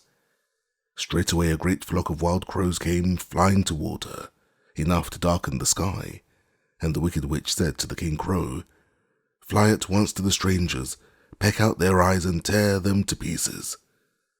The wild crows flew in one great flock toward Dorothy and her companions. When the little girl saw them coming, she was afraid, but the scarecrow said, "This is my battle, so lie down beside me, and you will not be harmed." So they all lay upon the ground except the scarecrow, and he stood up and stretched out his arms. And when the crows saw him, they were frightened, as these birds always are by scarecrows, and did not dare to come any nearer. But the King Crow said, "It is only a stuffed man. I will peck out his eyes." The King Crow flew at the scarecrow, who caught it by the head and twisted its neck until it died. And then another crow flew at him, and the scarecrow twisted its neck also. There were 40 crows, and 40 times the scarecrow twisted a neck, until at last all were lying dead beside him. Then he called to his companions to rise, and again they went upon their journey. When the Wicked Witch looked out again and saw all her crows lying in a heap, she got into a terrible rage and blew 3 times upon her silver whistle. Forthwith there was heard a great buzzing in the air, and a swarm of black bees came flying towards her. "Go to the strangers and sting them to death," commanded the witch, and the bees turned and flew rapidly until they came to where Dorothy and her friends were walking. But the woodman had seen them coming, and the scarecrow had decided what to do. "Take out my straw and scatter it over the little girl and the dog and the lion," he said to the woodman, "and the bees cannot sting them." This the woodman did, and as Dorothy lay close beside the lion and held Toto in her arms, the straw covered them entirely. The bees came and found no one but the woodman to sting, so they flew at him and broke off all their stings against the tin, without hurting the woodman at all. And as the bees cannot live when their stings are broken, that was the end of the black bees, and they lay scattered thick about the woodman, like little heaps of fine coal. Then Dorothy and the lion got up, and the girl helped the Tin Woodman put the straw back into the scarecrow again, until he was as good as ever. So they started upon their journey once more. The Wicked Witch was so angry when she saw her black bees in little heaps like fine coal, that she stamped her foot and tore her hair and gnashed her teeth. And then she called a dozen of her slaves, who were the Winkies, and gave them sharp spears, telling them to go to the strangers and destroy them. The Winkies were not a brave people, but they had to do as they were told. So they marched away until they came near to Dorothy. Then the lion gave a great roar and sprang toward them, and the poor Winkies were so frightened that they ran back as fast as they could. When they returned to the castle, the Wicked Witch beat them well with a strap and sent them back to their work, after which she sat down to think what she should do next. She could not understand how all her plans to destroy these strangers had failed, but she was a powerful witch as well as a wicked one, and she soon made up her mind how to act. There was in her cupboard a golden cap with a circle of diamonds and rubies running around it. This golden cap had a charm. Whoever owned it could call 3 times upon the winged monkeys, who would obey any order they were given. But no person could command these strange creatures more than 3 times. Twice already the wicked witch had used the charm of the cap. Once was when she had made the Winkies her slaves, and set herself to rule over their country. The winged monkeys had helped her to do this. The second time was when she had fought against the great Oz himself, and driven him out of the land of the West. The winged monkeys had also helped her in doing this. Only once more could she use this golden cap, for which reason she did not like to do so until all her other powers were exhausted. But now that her fierce wolves and her wild crows and her stinging bees were gone, and her slaves had been scared away by the cowardly lion, she saw that there was only one way left to destroy Dorothy and her friends. So the wicked witch took the golden cap from her cupboard and placed it upon her head. Then she stood upon her left foot and said slowly, "Ep, ep, ep, ep, kak." Next she stood upon her right foot and said, "Hello, hollo, hello." After this she stood upon both feet and cried in a loud voice, "This is Uzuzak." Now the charm began to work. The sky was darkened and a low rumbling sound was heard in the air. There was a rushing of many wings, a great chattering and laughing, and the sun came out of the dark sky to show the wicked witch surrounded by a crowd of monkeys, each with a pair of immense and powerful wings on his shoulders. One, much bigger than the others, seemed to be their leader. He flew close to the witch and said, "You have called us for the 3rd time and last time. What do you command?" "Go to the strangers who are within my land and destroy them all, except the lion," said the wicked witch. "Bring that beast to me, for I have a mind to harness him like a horse and make him work." "Your command shall be obeyed," said the leader, and then with a great deal of chattering and noise the winged monkeys flew away to the place where Dorothy and her friends were walking. Some of the monkeys seized the Tin Woodman and carried him through the air until they were over a country thickly covered with sharp rocks, where they dropped the poor woodman, who fell a great distance to the rocks, where he lay so battered and dented that he could neither move nor groan. Others of the monkeys caught the scarecrow, and with their long fingers pulled all of the straw out of his clothes and head. They made his hat and boots and clothes into a small bundle and threw it into the top branches of a tall tree. The remaining monkeys threw pieces of stout rope around the lion and wound many coils about his body and head and legs until he was unable to bite or scratch or struggle in any way.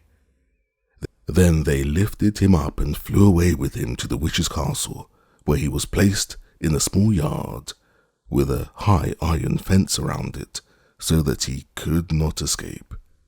But Dorothy they did not harm at all. She stood with Toto in her arms, watching the sad fate of her comrades and thinking it would soon be her turn.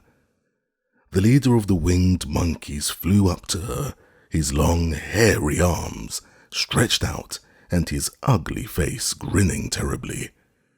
But he saw the mark of the good witch's kiss upon her forehead and stopped short, motioning the others not to touch her. "We dare not harm this little girl," he said to them, "for she is protected by the power of good, and that is greater than the power of evil. All we can do is to carry her to the castle of the wicked witch and leave her there." So carefully and gently they lifted Dorothy in their arms and carried her swiftly through the air until they came to the castle, where they set her down upon the front doorstep. Then the leader said to the witch, "We have obeyed you as far as we are able. The Tin Woodman and the Scarecrow are destroyed, and the lion is tied up in your yard. The little girl we dare not harm, nor the dog she carries in her arms.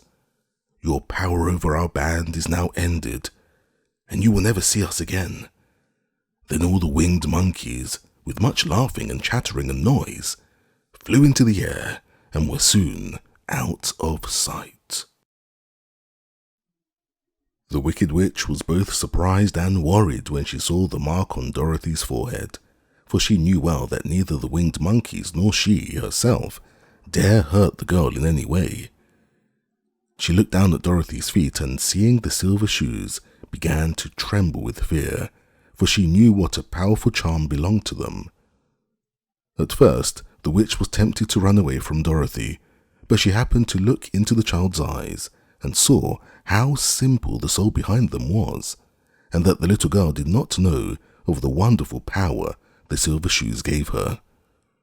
So the Wicked Witch laughed to herself and thought, I can still make her my slave, for she does not know how to use her power.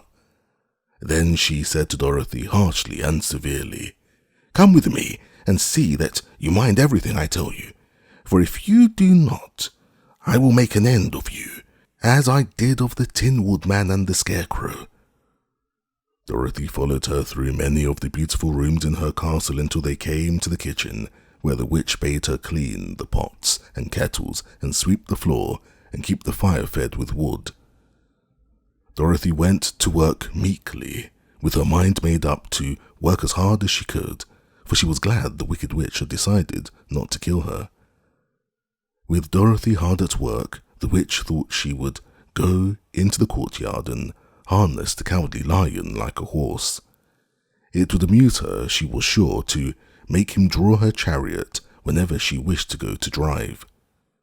But as she opened the gate, the lion gave a loud roar and bounded at her so fiercely that the witch was afraid, and ran out and shut the gate again. If I cannot harness you, said the witch to the lion, speaking through the bars of the gate, I can starve you. You shall have nothing to eat until you do as I wish. So after that she took no food to the imprisoned lion, but every day she came to the gate at noon and asked, Are you ready to be harnessed like a horse? And the lion would answer, No, if you come in this yard I will bite you.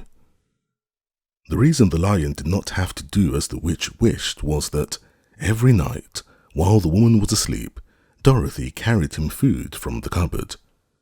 After he had eaten, he would lie down on his bed of straw, and Dorothy would lie beside him and put her head on his soft, shaggy mane, while they talked of their troubles and tried to plan some way of escape. But they could find no way to get out of the castle, for it was constantly guarded by the yellow winkies, who were the slaves of the Wicked Witch, and too afraid of her not to do as she told them. The girl had to work hard during the day, and often the witch threatened to beat her with the same old umbrella she always carried in her hand.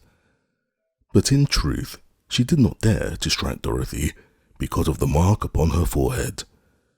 The child did not know this and was full of fear for herself and Toto. Once the witch struck Toto a blow with her umbrella, and the brave little dog flew at her and bit her leg in return. The witch did not bleed where she was bitten, for she was so wicked that the blood in her had dried up many years before.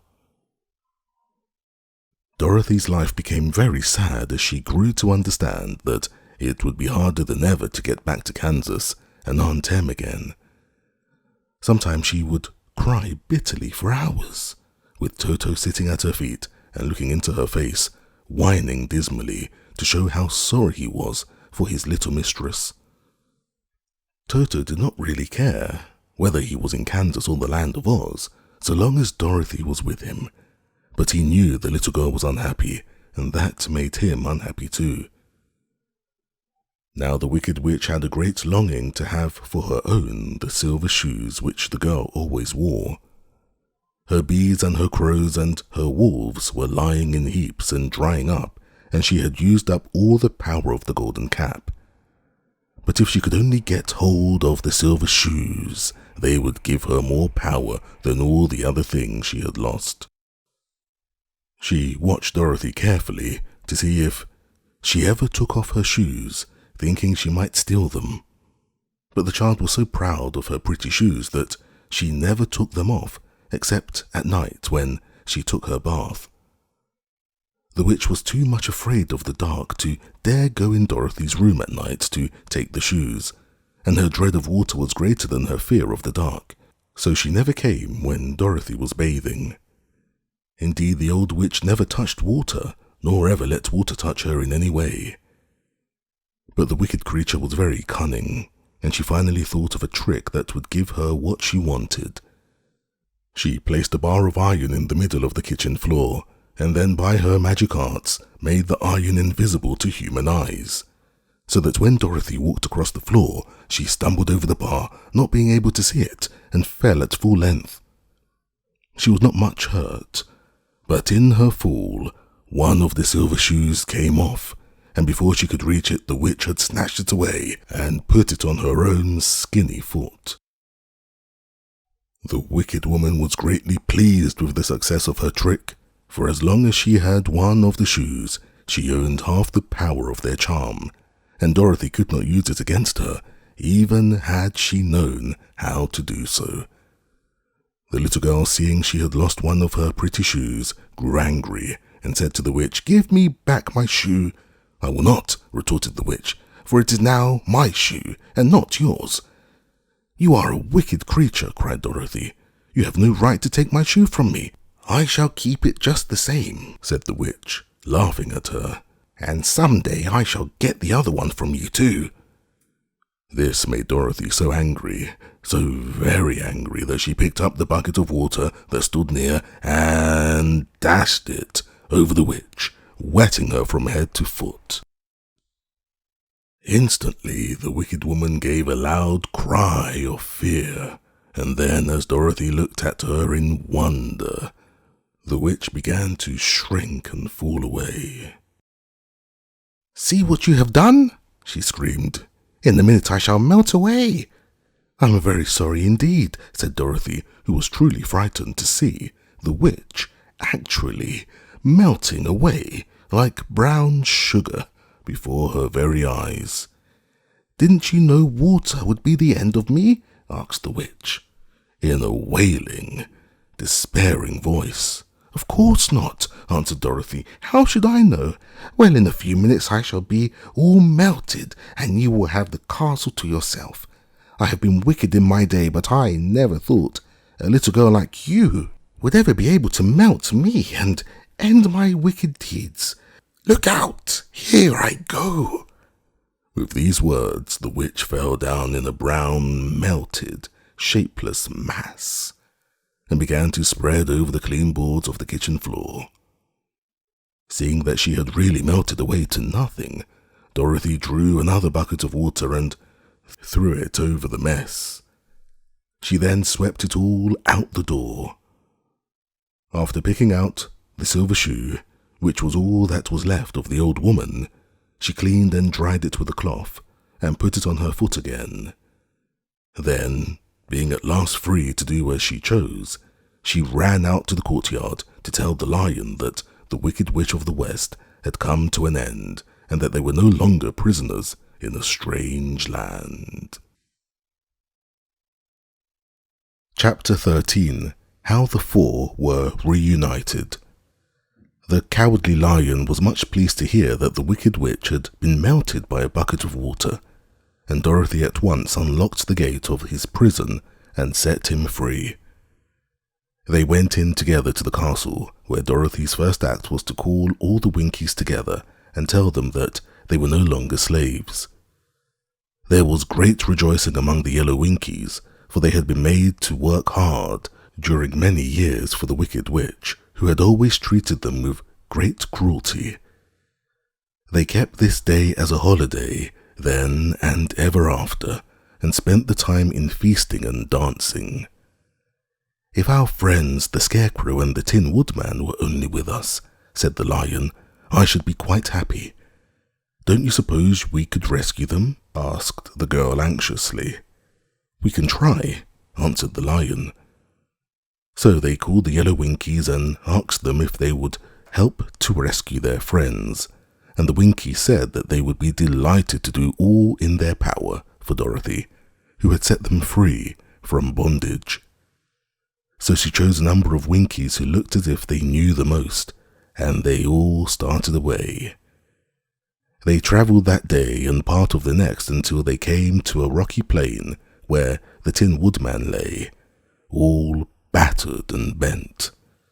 His axe was near him, but the blade was rusted and the handle broken off short. The Winkies lifted him tenderly in their arms and carried him back to the yellow castle again, Dorothy shedding a few tears by the way at the sad plight of her old friend, and the lion looking sober and sorry.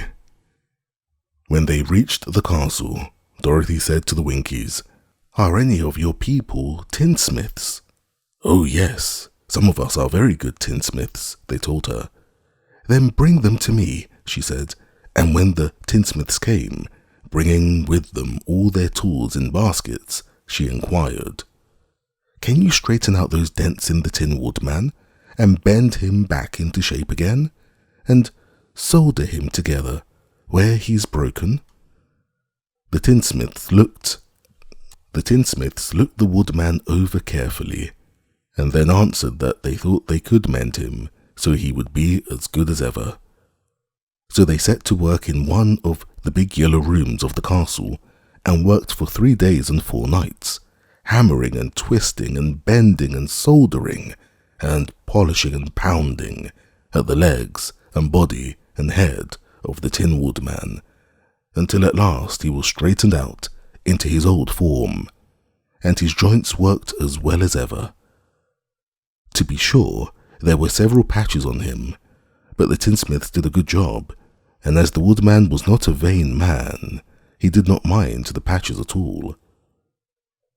When at last he walked into Dorothy's room and thanked her for rescuing him, he was so pleased that he wept tears of joy, and Dorothy had to wipe every tear carefully from his face with her apron, so his joints would not be rusted.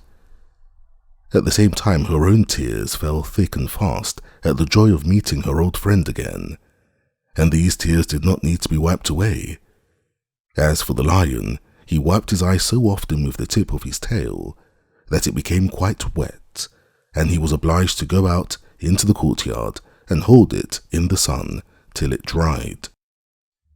"If we only had the scarecrow with us again," said the Tin Woodman, when Dorothy had finished telling him everything that had happened, "I should be quite happy." "We must try to find him," said the girl. So she called the Winkies to help her, and they walked all that day and part of the next until they came to the tall tree in the branches of which the winged monkeys had tossed the scarecrow's clothes. It was a very tall tree, and the trunk was so smooth that no one could climb it, but the woodman said at once, "I'll chop it down, and then we can get the scarecrow's clothes." Now, while the tinsmiths had been at work mending the woodman himself, another of the Winkies, who was a goldsmith, had made an axe handle of solid gold and fitted it to the woodman's axe, instead of the old broken handle. Others polished the blade until all the rust was removed, and it was glistening like burnished silver. As soon as he had spoken, the Tin Woodman began to chop, and in a short time the tree fell over with a crash when the scarecrow's clothes fell out of the branches and rolled off on the ground. Dorothy picked them up and had the Winkies carry them back to the castle, where they were stuffed with nice, clean straw, and behold, here was the scarecrow, as good as ever, thanking them over and over again for saving him. Now they were reunited. Dorothy and her friend spent a few happy days at the Yellow Castle, where they found everything they needed to make them comfortable. But one day, the girl thought of Aunt Em and said, "We must go back to Oz and claim his promise." "Yes," said the woodman, "at last I shall get my heart." "And I shall get my brains," said the scarecrow joyfully. "And I shall get my courage," said the lion thoughtfully.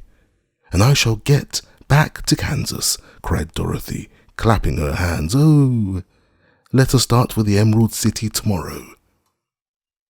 This they decided to do. The next day they called the Winkies together and bade them goodbye.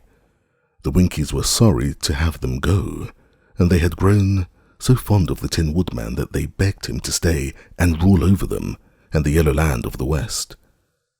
Finding they were determined to go, the Winkies gave Toto and the lion each a golden collar, and to Dorothy they presented a beautiful bracelet studded with diamonds, and to the Scarecrow they gave a gold-headed walking stick to keep him from stumbling, and to the Tin Woodman they offered a silver oil can, inlaid with gold and set with precious jewels. Every one of the travellers made the Winkies a pretty speech in return, and all shook hands with them until their arms ached. Dorothy went to the witch's cupboard to fill her basket with food for the journey, and there she saw the golden cap. She tried it on her own head and found that it fitted her exactly. She did not know anything about the charm of the golden cap, but she saw that it was pretty, so she made up her mind to wear it and carry her sunbonnet in the basket. Then, being prepared for the journey, they all started for the Emerald City, and the Winkies gave them 3 cheers and many good wishes to carry with them. Chapter 14. The Winged Monkeys. You will remember there was no road, not even a pathway, between the castle and the Wicked Witch and the Emerald City. When the 4 travellers went in search of the witch, she had seen them coming, and so sent the winged monkeys to bring them to her.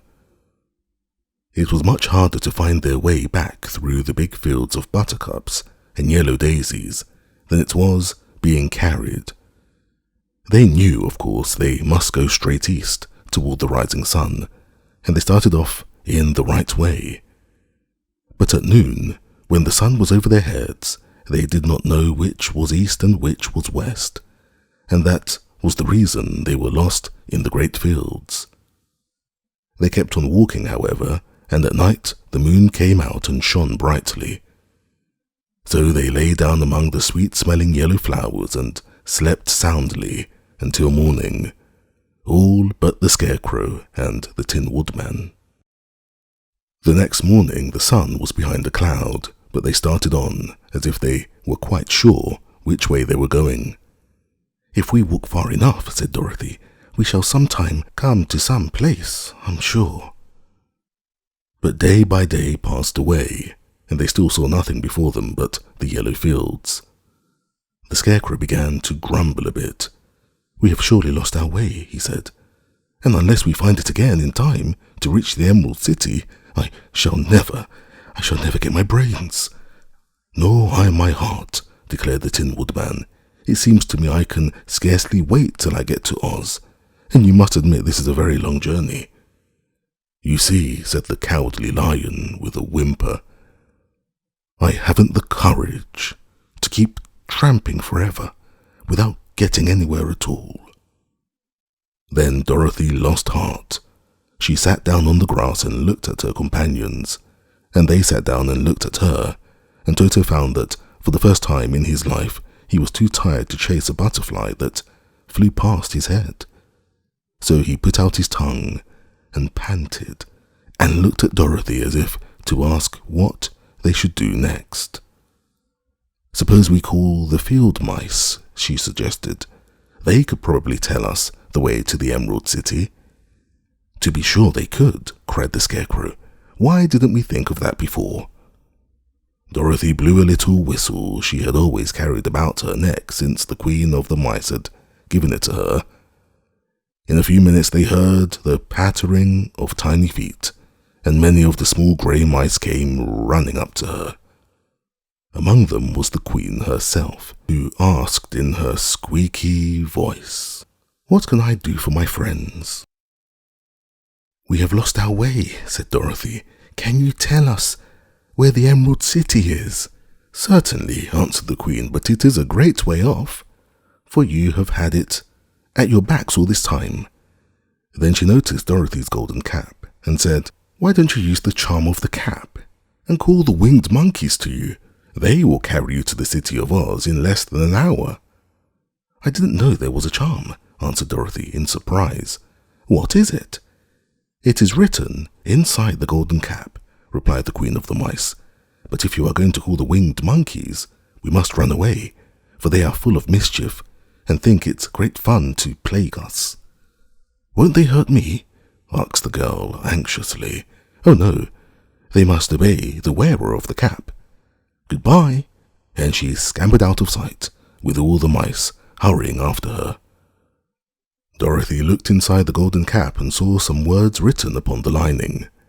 These, she thought, must be the charm, so she read the directions carefully and put the cap upon her head. "Epi, epi, pepki, kaki," she said, standing on her left foot. "What did you say?" asked the scarecrow, who did not know what she was doing. "Hillo, hollo, hello," Dorothy went on, standing this time on her right foot. "Hello," replied the Tin Man calmly. "Zizzy, zoozy, zik," said Dorothy, who was now standing on both feet.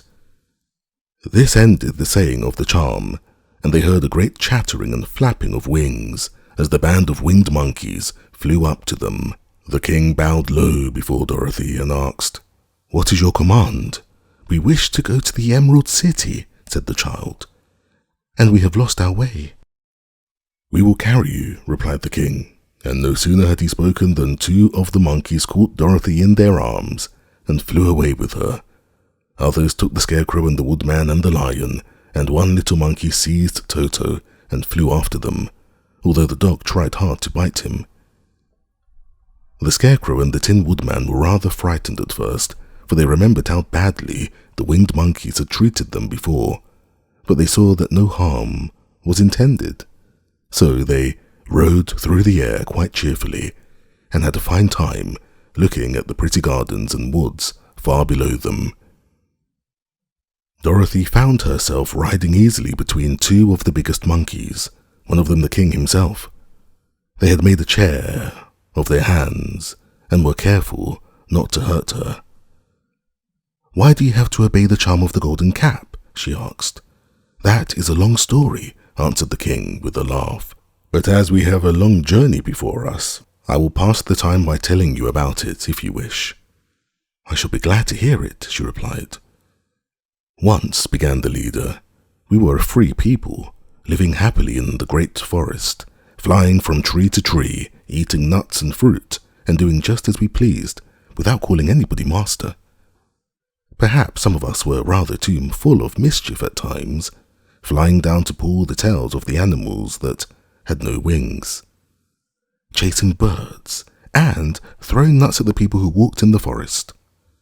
But we were careless and happy and full of fun, and enjoyed every minute of the day. This was many years ago, long before Oz came out of the clouds to rule over this land. There lived here then, away at the north, a beautiful princess, who was also a powerful sorceress. All her magic was used to help the people, and she was never known to hurt anyone who was good. Her name was Gayelette, and she lived in a handsome palace built from great blocks of ruby. Everyone loved her, but her greatest sorrow was that she could find no one to love in return, since all the men were much too stupid and ugly to mate with one so beautiful and wise. At last, however, she found a boy who was handsome and manly and wise beyond his years. Gayelette made up her mind that when he grew to be a man, she would make him her husband.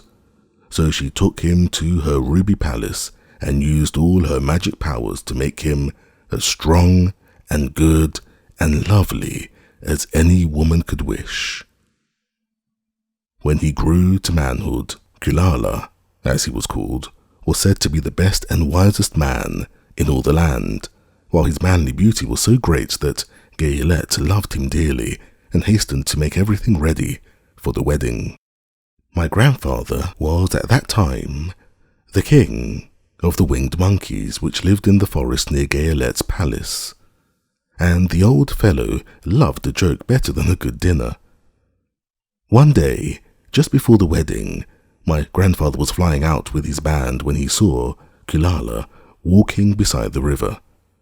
He was dressed in a rich costume of pink silk and purple velvet, and my grandfather thought he would see what he could do. At his word, the band flew down and seized Kulala, carried him in their arms until they were over the middle of the river, and then dropped him into the water. "Swim out, my fine fellow," cried my grandfather, "and see if the water has spotted your clothes." Kulala was much too wise not to swim, and he was not in the least spoiled by all his good fortune. He laughed when he came to the top of the water and swam in to shore. But when Gayelette came running out to him, she found his silks and velvet all ruined by the river. The princess was very angry, and she knew, of course, who did it. She had all the winged monkeys brought before her, and she said at first that their wings should be tied and they should be treated as they had treated Kulala, and dropped in the river. But my grandfather pleaded hard, for he knew the monkeys would drown in the river with their wings tied, and Kulala said a kind word for them also, so that Gayelette finally spared them, on condition that the winged monkeys should ever after do 3 times the bidding of the owner of the golden cap.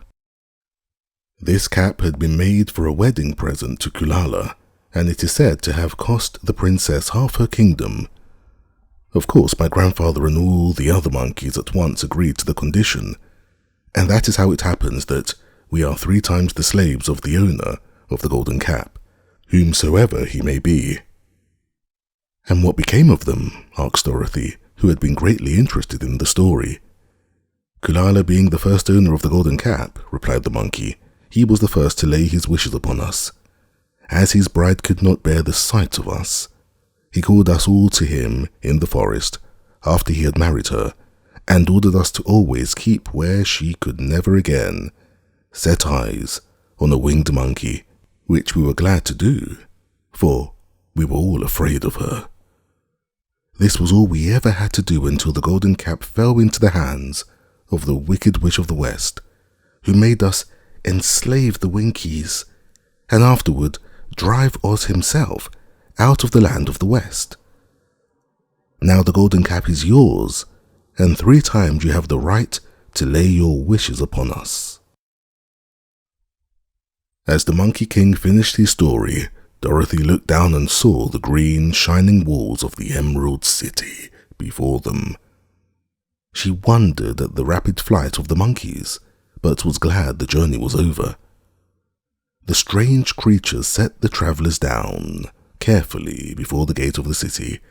The king bowed low to Dorothy and then flew swiftly away, followed by all his band. "That was a good ride," said the little girl. "Yes, and a quick way out of our troubles," replied the lion. "How lucky it was you brought away that wonderful cap." Chapter 15. The Discovery of Oz the Terrible. The 4 travellers walked up to the great gate of the Emerald City and rang the bell. After ringing several times, it was opened by the same guardian of the gate they had met before. "What? Are you back again?" he asked, in surprise.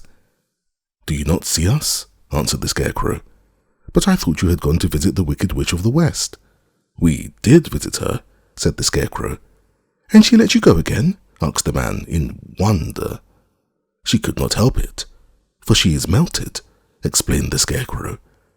"Melted? Well, that is good news indeed," said the man. "Who melted her?" "It was Dorothy," said the lion gravely. "Good gracious," exclaimed the man, and he bowed very low indeed before her. Then he led them into his little room and locked the spectacles from the great box on all their eyes, just as he had done before. Afterward they passed on through the gate into the Emerald City, and when the people heard from the guardian of the gate that they had melted the Wicked Witch of the West, they all gathered around the travellers and followed them in a great crowd to the Palace of Oz. The soldier with the green whiskers was still on guard before the door, but he let them in at once, and they were again met by the beautiful green girl, who showed each of them to their old rooms at once, so that they might rest until the Great Oz was ready to receive them. The soldier had the news carried straight to Oz that Dorothy and the other travelers had come back again after destroying the Wicked Witch, but Oz made no reply. They thought the Great Wizard would send for them at once, but he did not.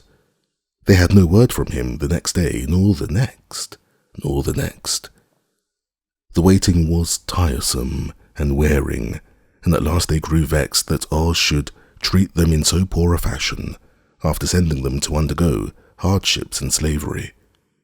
So the Scarecrow at last asked the Green Girl to take another message to Oz, saying if he did not let them in to see him at once, they would call the winged monkeys to help them and find out whether he kept his promises or not.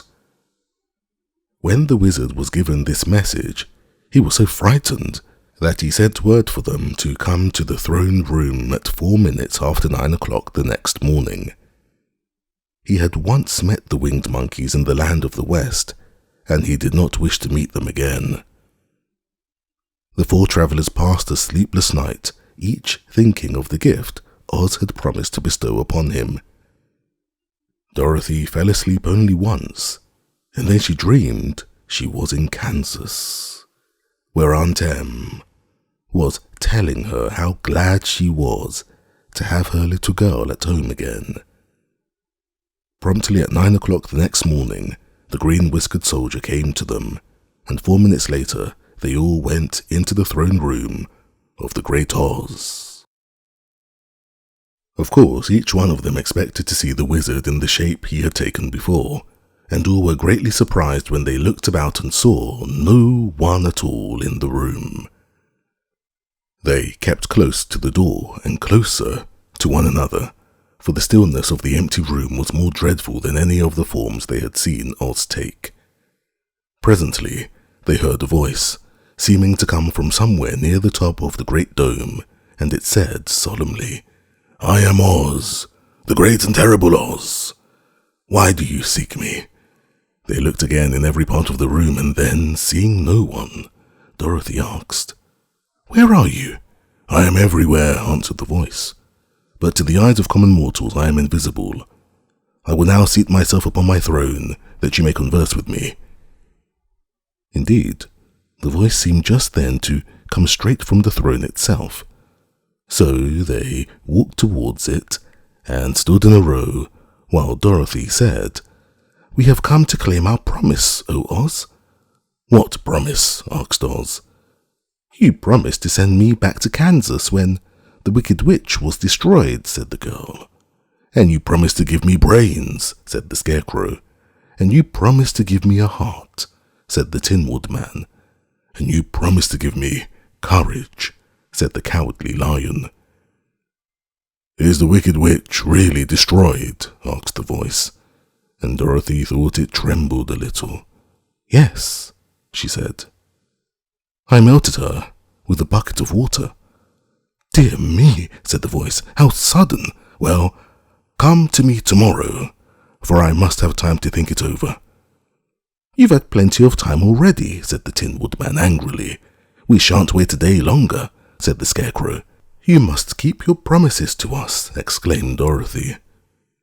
The lion thought it might be as well to frighten the wizard, so he gave a large, loud roar, which was so fierce and dreadful that Toto jumped away from him in alarm and tipped over the screen that stood in a corner.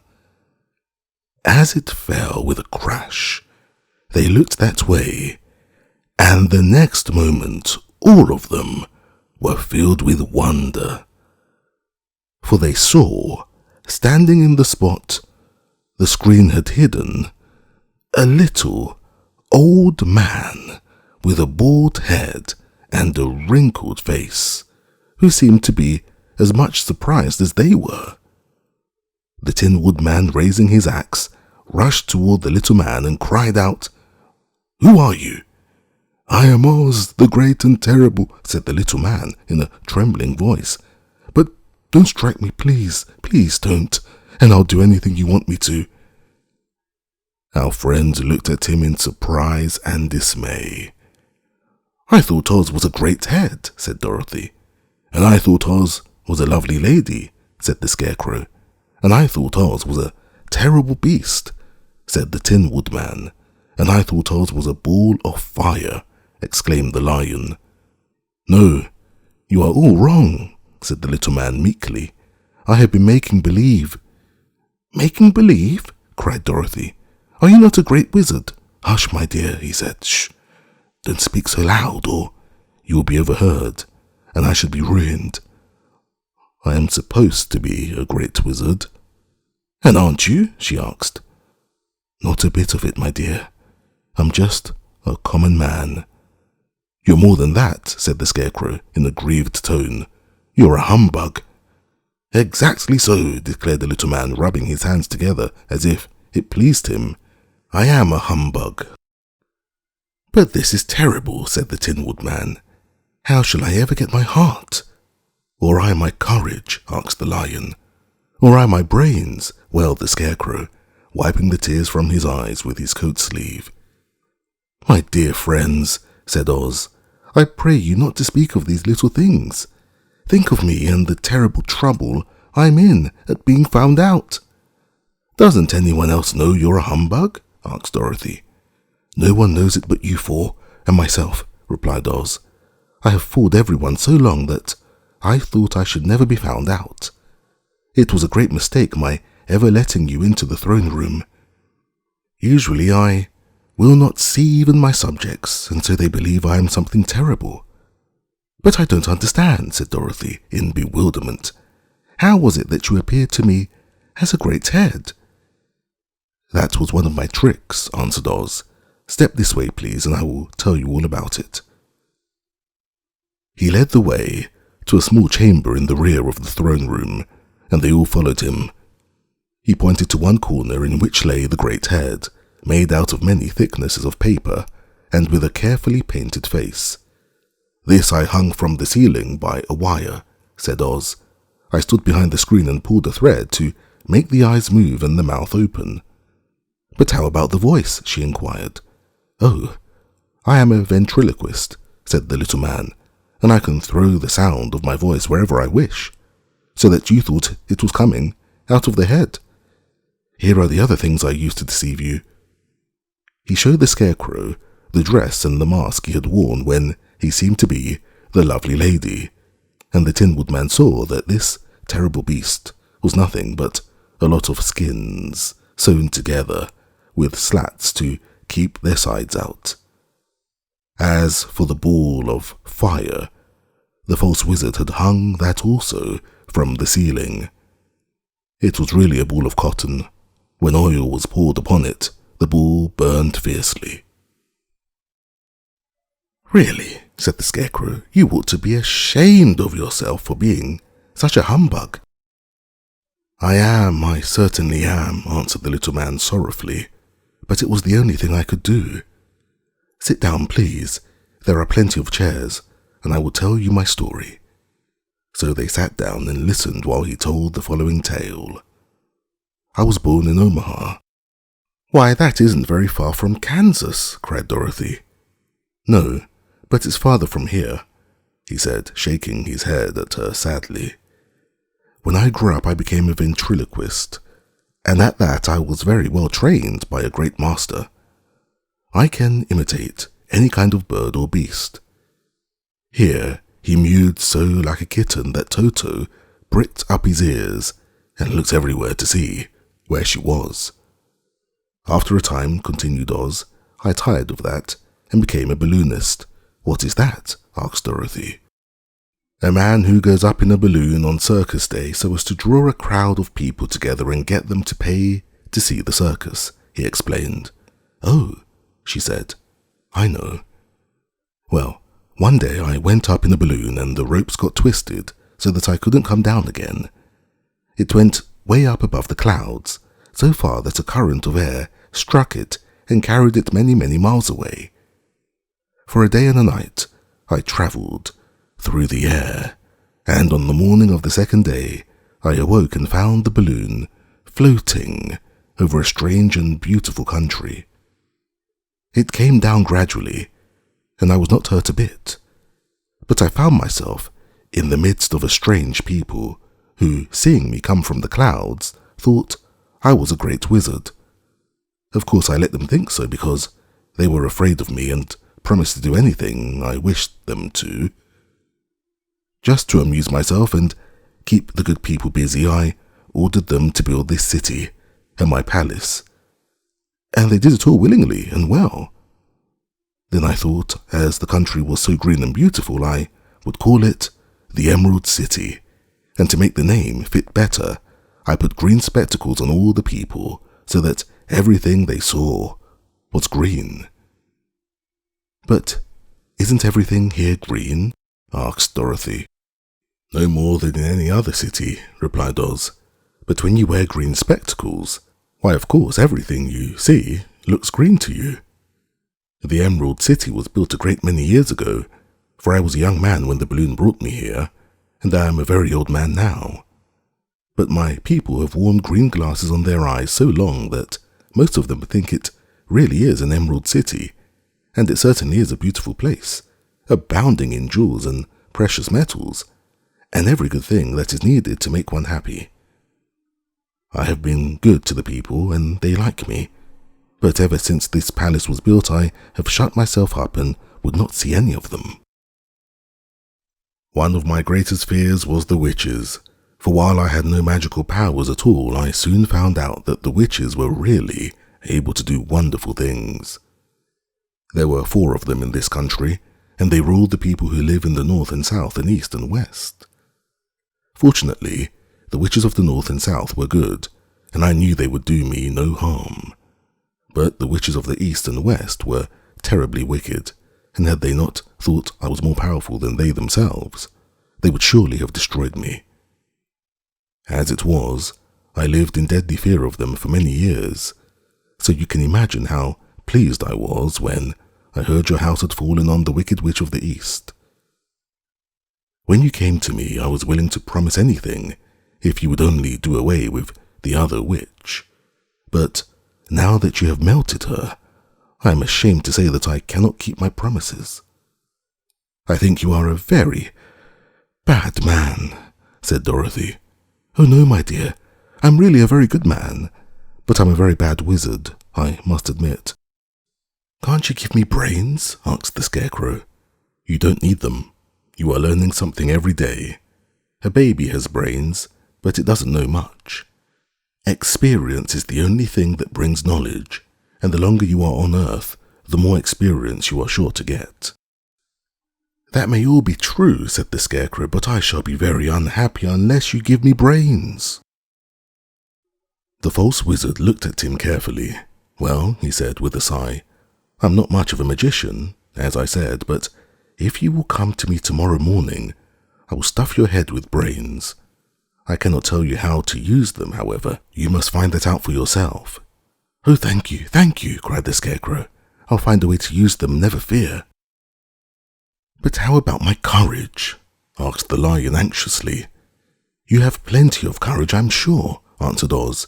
All you need is confidence in yourself. There is no living thing that is not afraid when it faces danger. True courage is in facing danger when you are afraid. And that kind of courage you have in plenty. Perhaps I have, but I'm scared just the same, said the Lion. I shall really be very unhappy unless you give me the sort of courage that makes one forget he is afraid. Very well, I will give you that sort of courage tomorrow, replied Oz. How about my heart? Asked the Tin Woodman.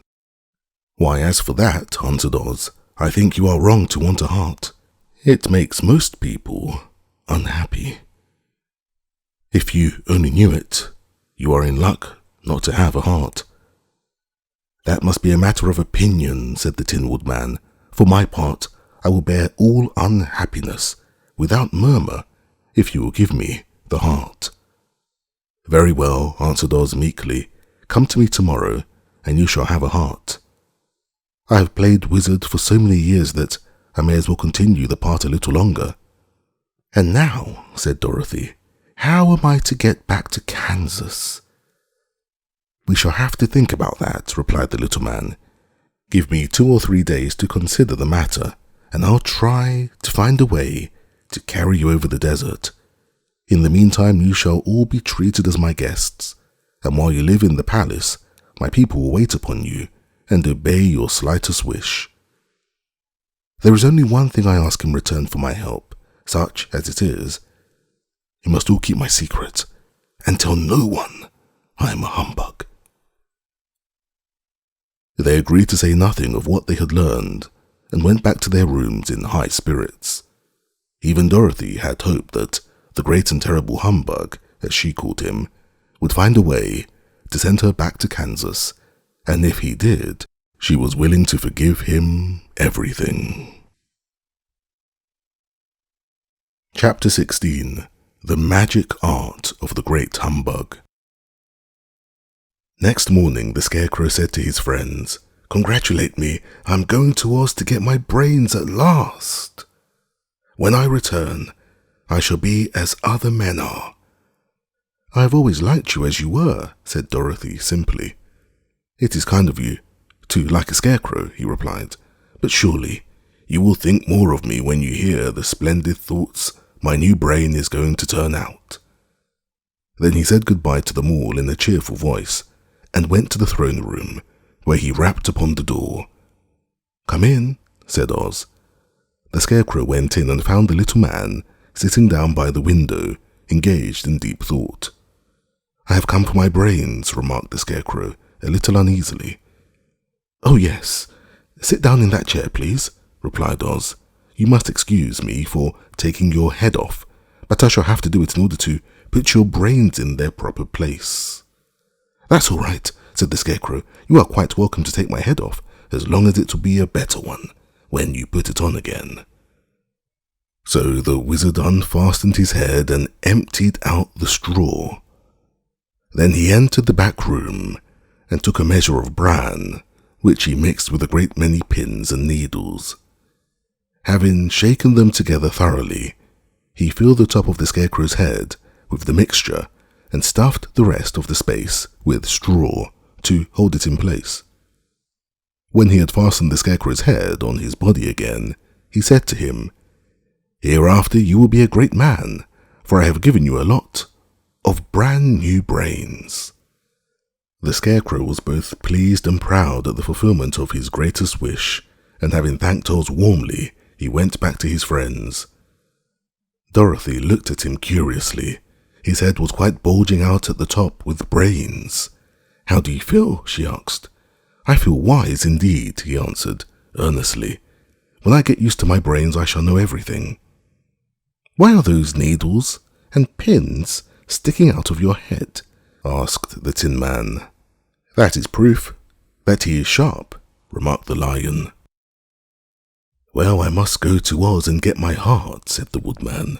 So he walked to the throne room and knocked the door. "Come in," called Oz, and the Woodman entered and said, "I have come for my heart." "Very well," answered the little man, "but I shall have to cut a hole in your breast so I can put your heart in the right place. I hope it won't hurt you." "Oh no," answered the Woodman, "I shall not feel it at all." So Oz brought a pair of tinner's shears and cut a small square hole in the left side of the Tin Woodman's breast. Then, going to a chest of drawers, he took out a pretty heart, made entirely of silk and stuffed with sawdust. "Isn't it a beauty?" he asked. "It is indeed," replied the Woodman, who was greatly pleased. "But is it a kind heart?" "Oh, very," answered Oz. He put the heart in the Woodman's breast and then replaced the square of tin, soldering it neatly together where it had been cut. "There," said he, "now you have a heart that any man might be proud of. I'm sorry I had to put a patch on your breast, but it really couldn't be helped." "Never mind the patch," exclaimed the happy Woodman. "I am very grateful to you, and shall never forget your kindness." "Don't speak of it," replied Oz. Then the Tin Woodman went back to his friends, who wished him every joy on account of his good fortune. The Lion now walked to the throne room and knocked at the door. "Come in," said Oz. "I've come for my courage," announced the Lion, entering the room. "Very well," answered the little man. I will get it for you." He went to a cupboard and, reaching up to a high shelf, took down a square green bottle, the contents of which he poured into a green gold dish, beautifully carved. Placing this before the cowardly lion, who sniffed at it as if he did not like it, the wizard said, "Drink." "What is it?" asked the lion. "Well," answered Oz, "if it were inside of you, it would be courage. You know, of course, that courage is always inside one, so that this really cannot be called courage until you have swallowed it. Therefore, I advise you to drink it as soon as possible." The lion hesitated no longer, but drank till the dish was empty. "How do you feel now?" asked Oz. "Full of courage," replied the lion, who went joyfully back to his friends to tell them of his good fortune. Oz, left to himself, smiled to think of his success in giving the Scarecrow and the Tin Woodman and the lion exactly what they thought they wanted. "How can I help being a humbug," he said, "when all these people make me do things that everybody knows can't be done?" It was easy to make the Scarecrow and the lion and the woodman happy, because they imagined I could do anything. But it will take more than imagination to carry Dorothy back to Kansas, and I'm sure I don't know how it can be done. Chapter 17. How the Balloon Was Launched. For 3 days, Dorothy heard nothing from Oz. These were sad days for the little girl, although her friends were all quite happy and contented. The Scarecrow told them there were wonderful thoughts in his head, but he would not say what they were because he knew no one could understand them but himself. When the Tin Woodman walked about, he felt his heart rattling around his breast, and he told Dorothy he had discovered it to be a kinder and more tender heart than the one he had owned when he was made of flesh. The lion declared he was afraid of nothing on earth and would gladly face an army of men or a dozen of the fierce Kalidas. Thus, each of the little party was satisfied except Dorothy, who longed more than ever to get back to Kansas. On the 4th day, to her great joy, Oz sent for her, and when she entered the throne room, he said pleasantly, "Sit down, my dear. I think I have found the way to get you out of this country." "And back to Kansas?" she asked eagerly. "Well, I'm not sure about Kansas," said Oz, "for I haven't the faintest notion which way it lies. But the first thing to do is to cross the desert, and then it should be easy to find your way home." "How can I cross the desert?" she inquired. "Well, I'll tell you what I think," said the little man. "You see, when I came to this country, it was in a balloon. You also came through the air, being carried by a cyclone. So I believe the best way to get across the desert will be through the air. Now, it is quite beyond my powers to make a cyclone, but I've been thinking the matter over, and I believe I can make a balloon." "How?" asked Dorothy. "A balloon," said Oz, "is made of silk, which is coated with glue to keep the gas in it. I have plenty of silk in the palace, so it will be no trouble for us to make a balloon. But in all this country there is no gas to fill the balloon with, to make it float." "If it won't float," remarked Dorothy, "it would be of no use to us." "True," answered Oz, "but there is another way to make it float, which is to fill it with hot air. Hot air isn't as good as gas, for if the air should get cold, the balloon would come down in the desert, and we should be lost." "We?" exclaimed the girl. "Are you going with me?" "Yes, of course," replied Oz. "I'm tired of being such a humbug.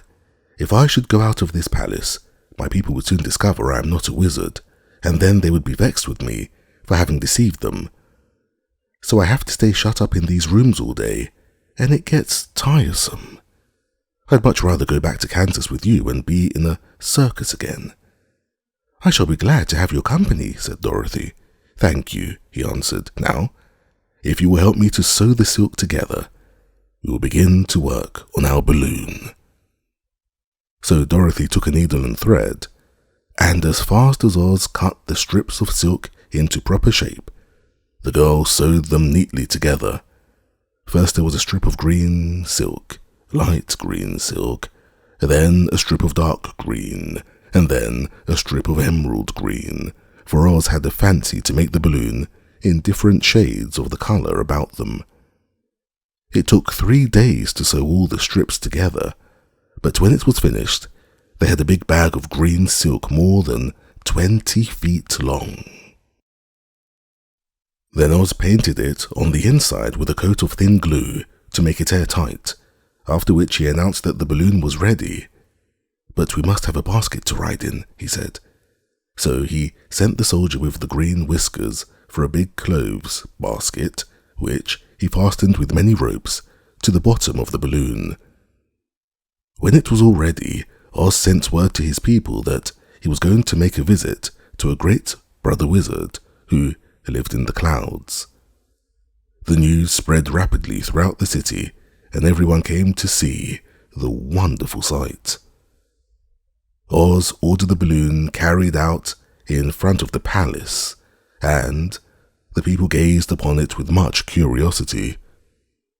The Tin Woodman had chopped a big pile of wood, and now he made a fire of it, and Oz held the bottom of the balloon over the fire so that the hot air that arose from it would be caught in the silken bag. Gradually, the balloon swelled out and rose into the air, until finally the basket just touched the ground. Then Oz got into the basket and said to all the people in a loud voice, "I am now going away to make a visit. While I am gone, the scarecrow will rule over you. I command you to obey him as you would me." The balloon was by this time tugging hard at the rope that held it to the ground, for the air within it was hot, and this made it so much lighter in weight than the air without that pulled it hard to rise into the sky. "Come, Dorothy," cried the wizard, "hurry up, or the balloon will fly away." "I can't find Toto anywhere," replied Dorothy, who did not wish to leave her little dog behind. Toto had run into the crowd to bark at a kitten, and Dorothy at last found him. She picked him up and ran toward the balloon. She was within a few steps of it, and Oz was holding out his hands to help her into the basket, when crack went the ropes, and the balloon rose into the air without her. "Come back," she screamed. "I want to go too." "I can't come back, my dear," called Oz from the basket. "Goodbye." "Goodbye," shouted everyone with all eyes turned upward to where the wizard was riding in the basket, rising every moment farther and farther into the sky. And that was the last any of them ever saw of Oz, the wonderful wizard, though he may have reached Omaha safely, and be there now, for all we know. But the people remembered him lovingly, and said to one another, "Oz was always our friend. When he was here, he built for us this beautiful Emerald City, and now he is gone, he has left the wise Scarecrow to rule over us." Still, for many days they grieved over the loss of the wonderful wizard, and would not be comforted. Chapter 18. Away to the South. Dorothy wept bitterly at the passing of her hope to get home to Kansas again. But when she thought it all over, she was glad she had not gone up in the balloon. And she also felt sorry at losing Oz, and so did her companions. The Tin Woodman came to her and said, "Truly I should be ungrateful if I failed to mourn for the man who gave me my lovely heart. I should like to cry a little because Oz is gone, if you will kindly wipe away my tears, so that I shall not rust." "With pleasure," she answered, and brought a towel at once. Then the Tin Woodman wept for several minutes, and she watched the tears carefully and wiped them away with the towel. When he had finished, he thanked her kindly and oiled himself thoroughly with his jeweled oil can to guard against mishap. The Scarecrow was now the ruler of the Emerald City, and although he was not a wizard, the people were proud of him. For, they said, there is not another city in all the world that is ruled by a stuffed man. And so far as they knew, they were quite right. The morning after the balloon had gone up with Oz, the four travellers met in the throne room and talked matters over. The Scarecrow sat in the big throne, and the others stood respectfully before him. "We are not so unlucky," said the new ruler, "for this palace and the Emerald City belongs to us, and we can do just as we please. When I remember that a short time ago I was up on a pole in a farmer's cornfield, and that I am now the ruler of this beautiful city, I'm quite satisfied with my lot." "I also," said the Tin Woodman, "am well pleased with my new heart, and really, that was the only thing I wished in all the world. For my part, I am content in knowing I am as brave as any beast that ever lived, if not braver," said the Lion modestly. "If Dorothy would only be contented to live in the Emerald City," continued the Scarecrow, "we might all be happy together." "But I don't want to live here," cried Dorothy. "I want to go to Kansas and live with Aunt Em and Uncle Henry." "Well then, what can be done?" inquired the Woodman. The Scarecrow decided to think, and he thought so hard that the pins and needles began to stick out of his brains. Finally, he said, "Why not call the winged monkeys and ask them to carry you over the desert?" "I never thought of that," said Dorothy joyfully. "It's just the thing. I'll go at once for the golden cap."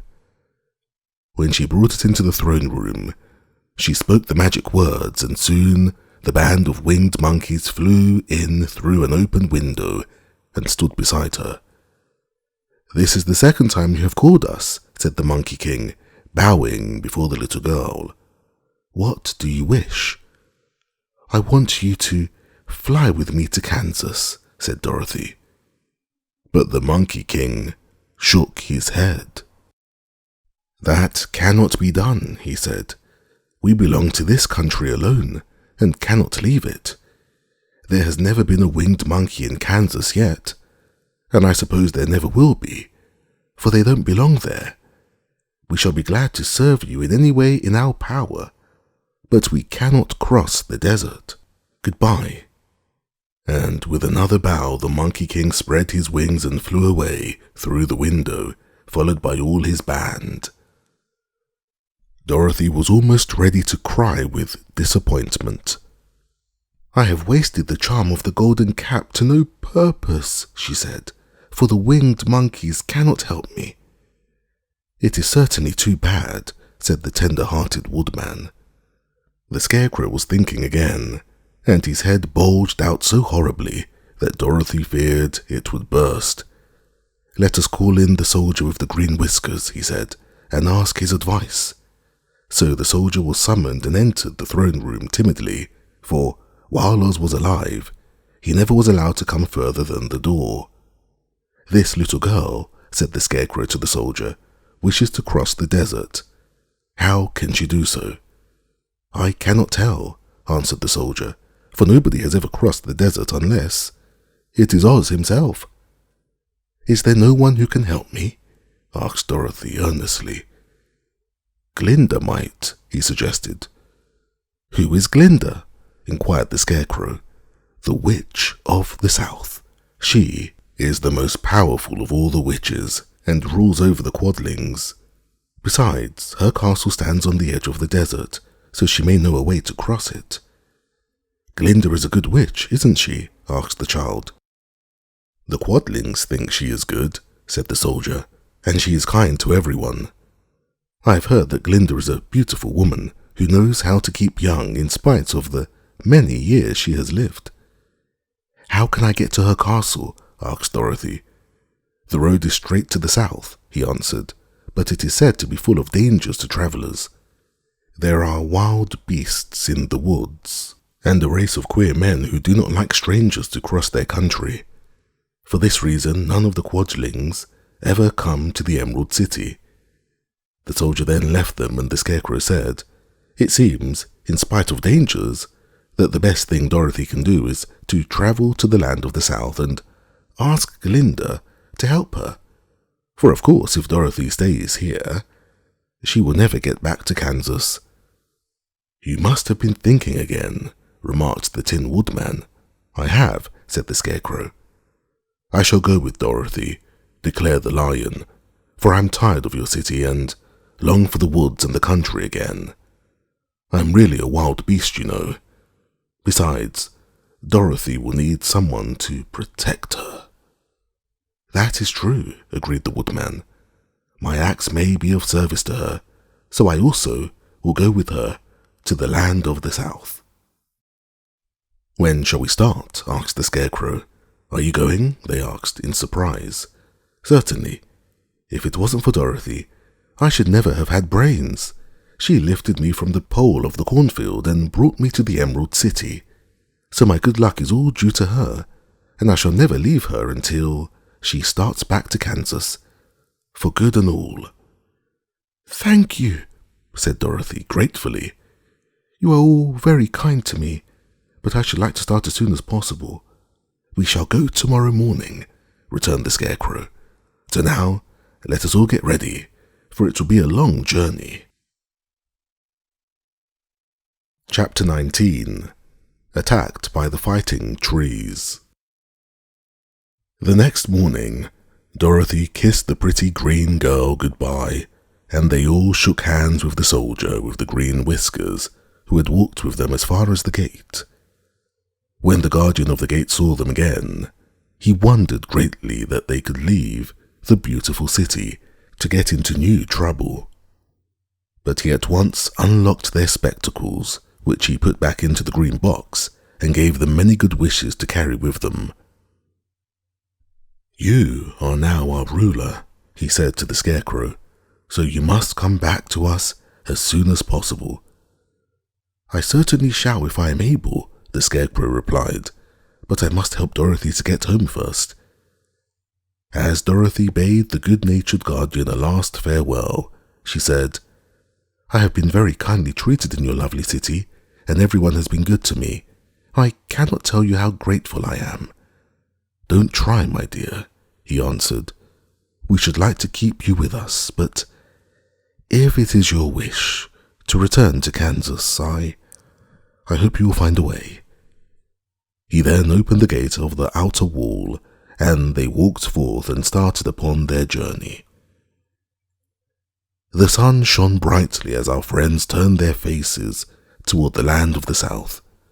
They were all in the best of spirits, and laughed and chatted together.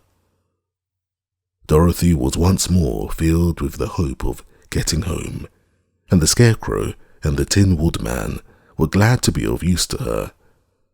As for the Lion, he sniffed the fresh air with delight, and whisked his tail from side to side in pure joy at being in the country again, while Toto ran around them and chased the moths and butterflies, barking merrily all the time. "City life does not agree with me at all," remarked the Lion as they walked along at a brisk pace. "I have lost much flesh since I lived there, and now I am anxious for a chance to show the other beasts how courageous I have grown." They now turned and took a last look at the Emerald City. All they could see was a mass of towers and steeples behind the green walls, and high up above everything, the spires and dome and the Palace of Oz. "Oz was not such a bad wizard after all," said the Tin Woodman, as he felt his heart rattling around in his breast. "He knew how to give me brains, and very good brains too," said the Scarecrow. "If Oz had taken a dose of the same courage he gave me," added the Lion, "he would have been a brave man." Dorothy said nothing. Oz had not kept the promise he made her, but he had done his best, so she forgave him. As he said, he was a good man, even if he was a bad wizard. The first day's journey was through the green fields and bright flowers that stretched about the Emerald City on every side. They slept that night on the grass, with nothing but the stars over them, and they rested very well indeed. In the morning they travelled on until they came to a thick wood. There was no way of going around it, for it seemed to extend to the right and left as far as they could see, and besides, they did not dare change the direction of their journey for fear of getting lost. So they looked for the place where it would be easiest to get into the forest. The scarecrow, who was in the lead, finally discovered a big tree with which such wide-spreading branches were that there was room for the party to pass underneath. So he walked forward to the tree, but just as he came under the first branches, they bent down and twined around him, and the next minute he was raised from the ground and flung headlong among his fellow travellers. This did not hurt the scarecrow, but it surprised him, and he looked rather dizzy when Dorothy picked him up. "Here is another space between the trees," called the lion. "Let me try it first," said the scarecrow, "for it doesn't hurt me to get thrown about." He walked up to another tree as he spoke, but its branches immediately seized him and tossed him back again.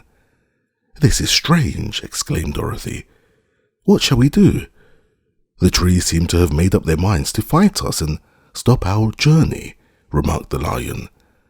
"I believe I will try it myself," said the woodman, and, shouldering his axe, he marched up to the tree, the first tree that had handled the scarecrow so roughly. When a big branch bent down to seize him, the woodman chopped at it so fiercely that he cut it in two. At once the tree began shaking all its branches as if in pain, and the Tin Woodman passed safely under it. "Come on," he shouted to the others, "be quick." They all ran forward and passed under the tree without injury, except Toto, who was caught by a small branch and shaken until he howled. But the woodman promptly chopped off the branch and set the little dog free. The other trees of the forest did nothing to keep them back, so they made up their minds that only the first row of trees could bend down their branches, and that probably these were the policemen of the forest, and given this wonderful power in order to keep strangers out of it. The four travellers walked with ease through the trees until they came to the further edge of the wood. Then, to their surprise, they found before them a high wall which seemed to be made of white china. It was smooth, like the surface of a dish, and higher than their heads. "What shall we do now?" asked Dorothy. "I will make a ladder," said the Tin Man, "for we certainly must climb over the wall." Chapter 20. The Dainty China Country. While the woodman was making a ladder from wood, which he found in the forest, Dorothy lay down and slept, for she was tired by the long walk. The lion also curled himself up to sleep, and Toto lay beside him. The scarecrow watched the woodman while he worked, and said to him, "I cannot think why this wall is here, nor what it is made of." "Rest your brains and do not worry about the wall," replied the woodman. "When we have climbed over it, we shall know what is on the other side." After a time, the ladder was finished. It looked clumsy, but the Tin Woodman was sure it was strong and would answer their purpose. The scarecrow waked Dorothy and the lion and Toto and told them that the ladder was ready. The scarecrow climbed up the ladder first, but he was so awkward that Dorothy had to follow close behind him and keep him from falling off. When he got his head over the top of the wall, the scarecrow said, "Oh, my!" "Go on," exclaimed Dorothy. So the scarecrow climbed further up and sat down on the top of the wall, and Dorothy put her head over and cried, "Oh, my!" just as the scarecrow had done. Then Toto came up and immediately began to bark, but Dorothy made him be still. The lion climbed the ladder next, and the Tin Woodman came last, but both of them cried, "Oh, my!" as soon as they looked over the wall. When they were all sitting in a row on the top of the wall, they looked down and saw a strange sight. Before them was a great stretch of country having a floor as smooth and shining and white as the bottom of a big platter. Scattered around were many houses made entirely of china and painted in the brightest colors. These houses were quite small, the biggest of them reaching only as high as Dorothy's waist. There were also pretty little barns with china fences around them, and many cows and sheep and horses and pigs and chickens, all made of china, were standing about in groups. But the strangest of all were the people who lived in this queer country. There were milkmaids and shepherdesses with bright-coloured bodices and golden spots all over their gowns, and princesses with most gorgeous frocks of silver and gold and purple, and shepherds dressed in knee breeches with pink and yellow and blue stripes down them, and golden buckles on their shoes, and princes with jewelled crowns upon their heads, wearing ermine robes and satin doublets, and funny clowns in ruffled gowns, with round red spots upon their cheeks and tall, pointed caps. And strangest of all, these people were all made of china, even to their clothes, and were so small that the tallest of them was no higher than Dorothy's knee. No one did so much as look at the travellers at first, except one little purple china dog, with an extra large head, which came to the wall and barked at them in a tiny voice, afterwards running away again. "How shall we get down?" asked Dorothy. They found the ladder so heavy they could not pull it up, so the scarecrow fell off the wall, and the others jumped down upon him so that the hard floor would not hurt their feet. Of course, they took pains not to light on his head and get the pins in their feet. When all were safely down, they picked up the scarecrow, whose body was quite flattened out, and patted his straw into shape again. "We must cross this strange place in order to get to the other side," said Dorothy, "for it would be unwise for us to go any other way except due south." They began walking through the country of the China people, and the first thing they came to was a China milkmaid milking a China cow.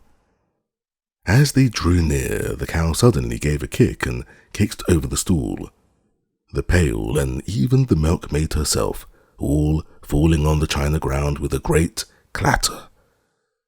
Dorothy was shocked to see that the cow had broken her leg short off, and that the pail was lying in several small pieces, while the poor milkmaid had a nick in her left elbow.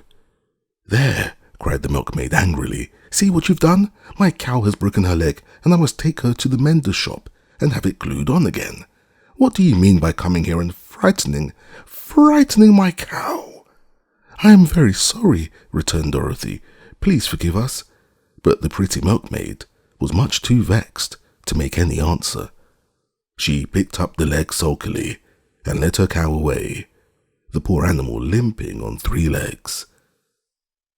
As she left them, the milkmaid cast many reproachful glances over her shoulder at the clumsy strangers, holding her nicked elbow close to her side. Dorothy was quite grieved at this mishap. "We must be very careful here," said the kind-hearted woodman, "or we may hurt these pretty little people so they will never get over it." A little farther on, Dorothy met a most beautiful, dressed young princess, who stopped short as she saw the strangers and started to run away. Dorothy wanted to see more of the princess, so she ran after her, but the China girl cried out, "Don't chase me! Don't chase me!" She was so frightened, and had such a frightened little voice that Dorothy stopped and said, "Why not?" "Because," answered the princess, also stopping a safe distance away, "if I run I may fall down and break myself." But couldn't you be mended? Asked the girl. Oh, yes, but one is never so pretty after being mended, you know, replied the princess. I suppose not, said Dorothy. Now there is Mr. Joker, one of our clowns, continued the China lady, who is always trying to stand upon his head. He has broken himself so often that he is mended in 100 places and doesn't look at all pretty. Here he comes now, so you can see for yourself. Indeed, a jolly little clown now came walking toward them, and Dorothy could see that, in spite of his pretty clothes of red and yellow and green, he was completely covered with cracks, running every which way and showing plainly that he had been mended in many places. The clown put his hands in his pockets, and after puffing out his cheeks and nodding his head at them saucily, he said, My lady fair, why do you stare at poor old Mr. Joker? You're quite as stiff and prim as if you'd eaten up a poker. Be quiet, sir, said the princess. Can't you see these are strangers and should be treated with respect? Well, that's respect, I expect, declared the clown, and immediately stood upon his head. Don't mind Mr. Joker, said the princess to Dorothy. He is considerably cracked in his head, and that makes him foolish. Oh, I don't mind him a bit, said Dorothy. But you are so beautiful, she continued, that I'm sure I could love you dearly. Won't you let me carry you back to Kansas and stand you on Aunt Em's mantel shelf? I could carry you in my basket. That would make me very unhappy, answered the China princess. You see, here, in our own country, we live contentedly and can talk and move around as we please. But whenever any of us are taken away, our joints at once stiffen, and we can only stand straight and look pretty. Of course, that is all that is expected of us when we are on mantel shelves and cabinets and drawing-room tables, but our lives are much pleasanter here in our own country. I would not make you unhappy for all the world, exclaimed Dorothy, so I'll just say goodbye. Goodbye, replied the princess. They walked carefully through the China country. The little animals and all the people scampered out of their way, fearing the strangers would break them, and after an hour or so, the travellers reached the other side of the country and came to the other China wall. It was not as high as the first, however, and by standing upon the lion's back, they all managed to scramble to the top. Then the lion gathered his legs under him and jumped on the wall, but just as he jumped, he upset a China church with his tail and smashed it all to pieces. That was too bad, said Dorothy, but really I think we were lucky in not doing these little people more harm than breaking a cow's leg and a church. They are so brittle. They are indeed, said the scarecrow, and I'm thankful I am made of straw and cannot be easily damaged. There are worse things in the world than being a scarecrow. Chapter 21. The Lion Becomes the King of Beasts. After climbing down from the China wall, the travellers found themselves in a disagreeable country, full of bogs and marshes, and covered with tall, rank grass. It was difficult to walk far without falling into muddy holes, for the grass was so thick that it hid them from sight. However, by carefully picking their way, they got safely along until they reached solid ground. But here the country seemed wilder than ever, and after a long and tiresome walk through the underbrush, they entered another forest, where the trees were bigger and older than any they had ever seen.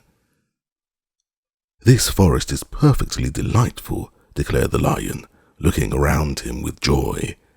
Never have I seen a more beautiful place.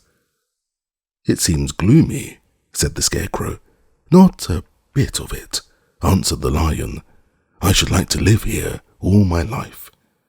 See how soft the dried leaves are under your feet, and how rich and green the moss is that clings to these old trees.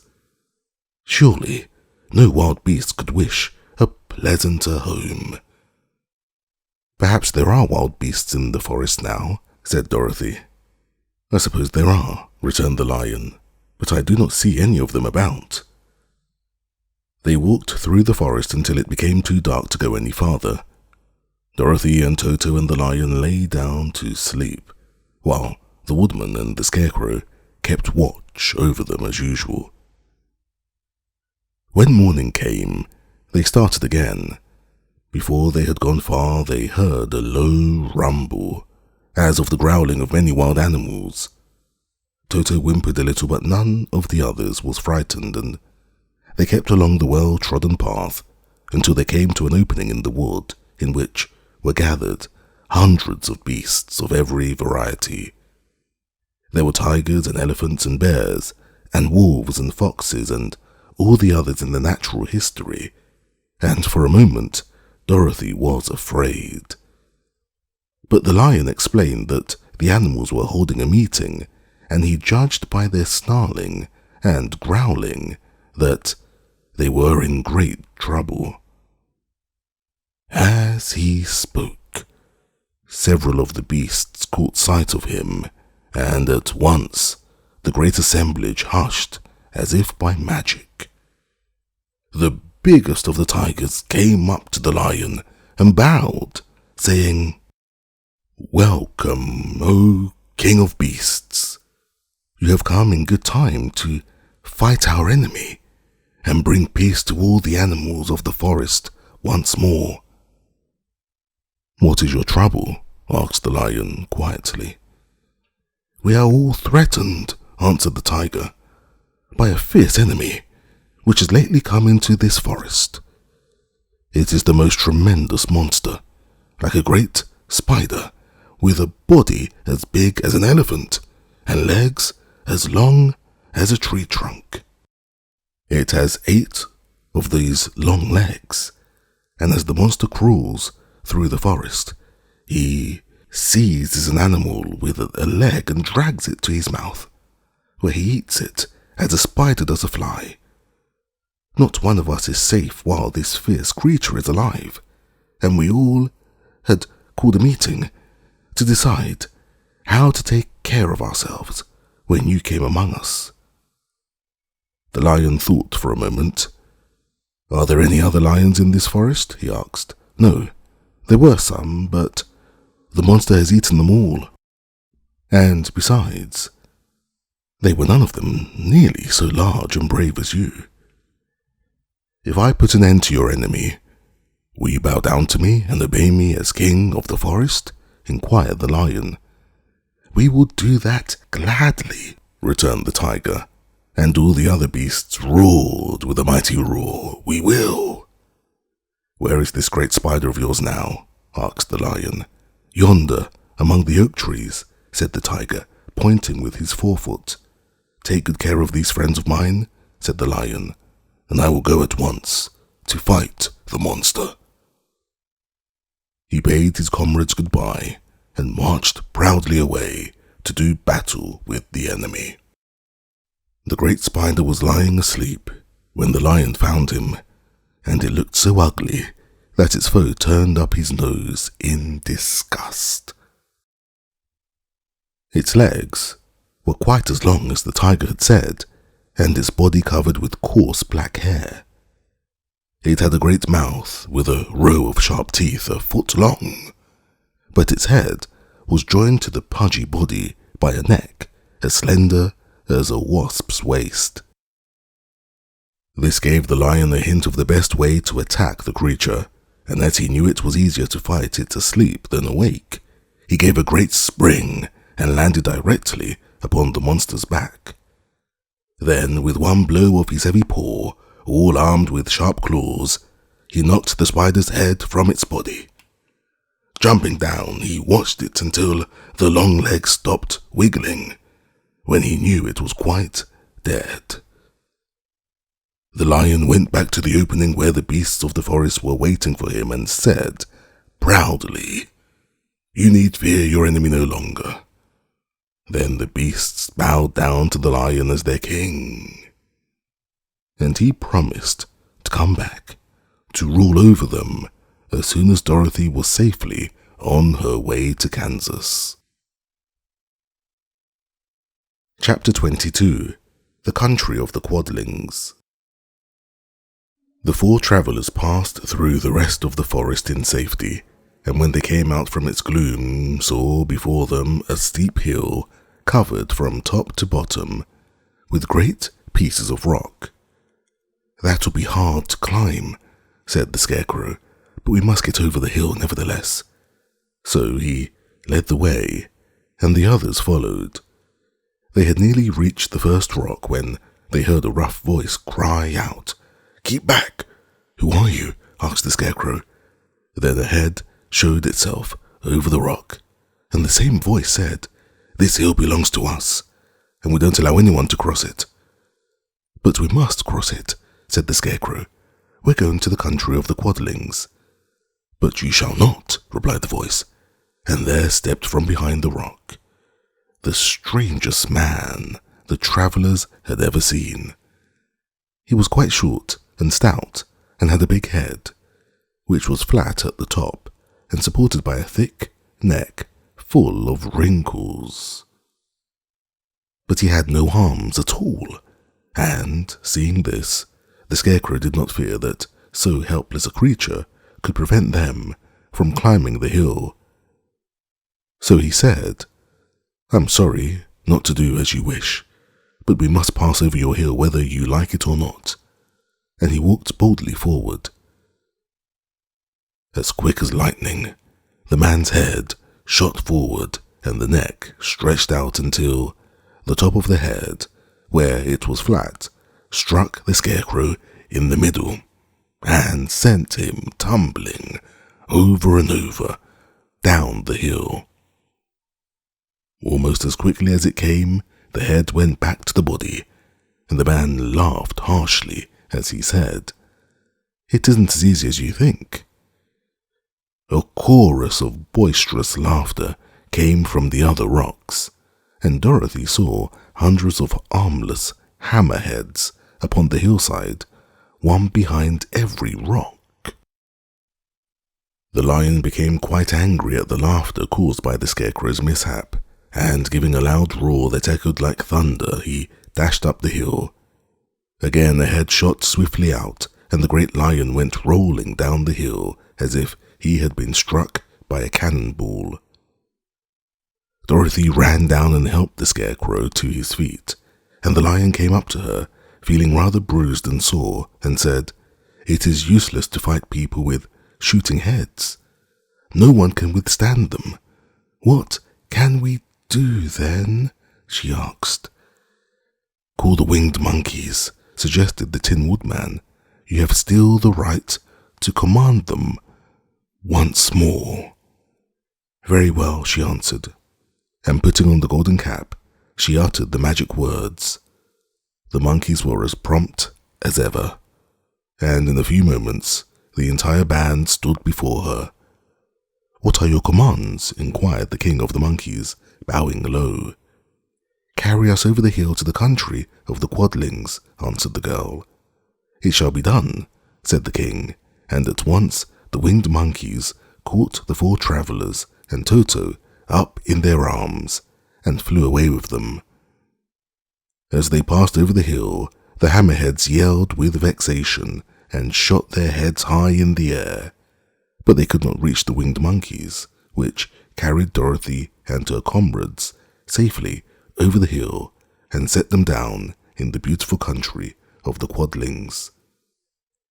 "This is the last time you can summon us," said the leader to Dorothy, "so goodbye and good luck to you." "Goodbye and thank you very much," returned the girl, and the monkeys rose into the air and were out of sight in a twinkling. The country of the Quadlings seemed rich and happy. There was field upon field of ripening grain, with well-paved roads running between, and pretty rippling bridges were all painted bright red, just as they had been painted yellow in the country of the Winkies and blue in the country of the Munchkins. The quadlings themselves, who were short and fat, and looked chubby and good-natured, were dressed all in red, which showed bright against the green grass and the yellowing grain. The monkeys had set them down near a farmhouse, and the 4 travellers walked up to it and knocked at the door. It was opened by the farmer's wife, and when Dorothy asked for something to eat, the woman gave them all a good dinner, with 3 kinds of cake and 4 kinds of cookies, and a bowl of milk for Toto. "How far is it to the castle of Glinda?" asked the child. "It is not a great way," answered the farmer's wife. "Take the road to the south, and you will soon reach it."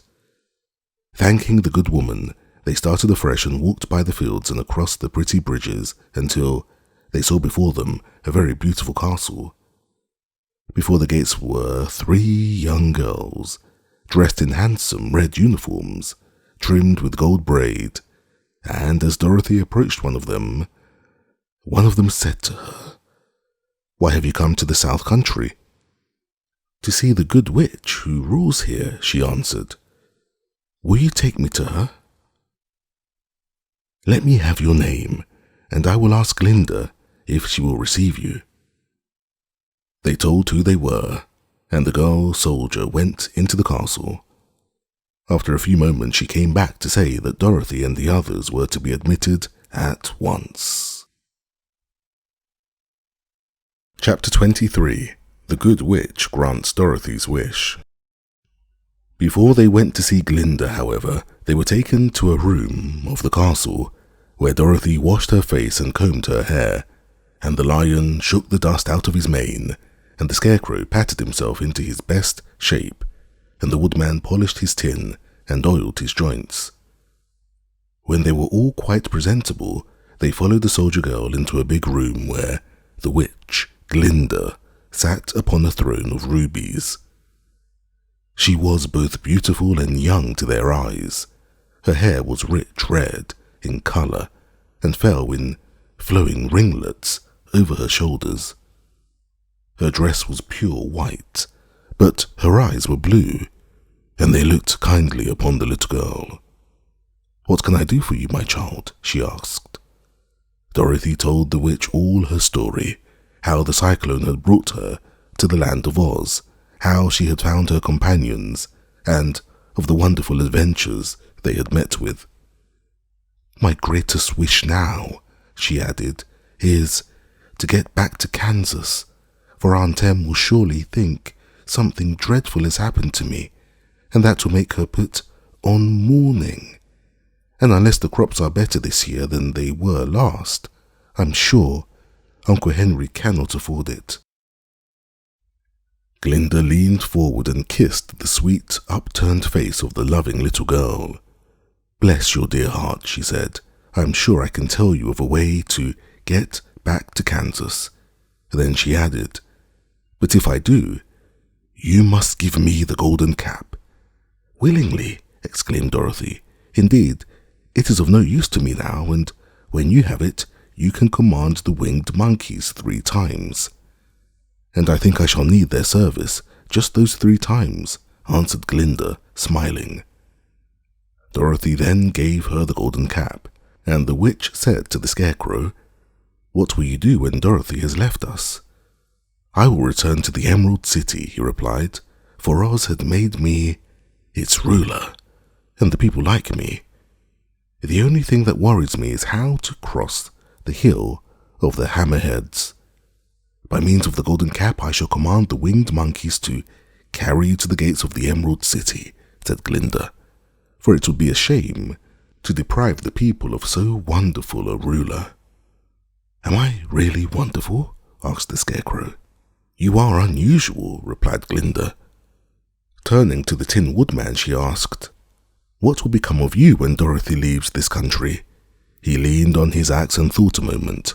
Then he said, "The Winkies were very kind to me and wanted me to rule over them after the Wicked Witch died.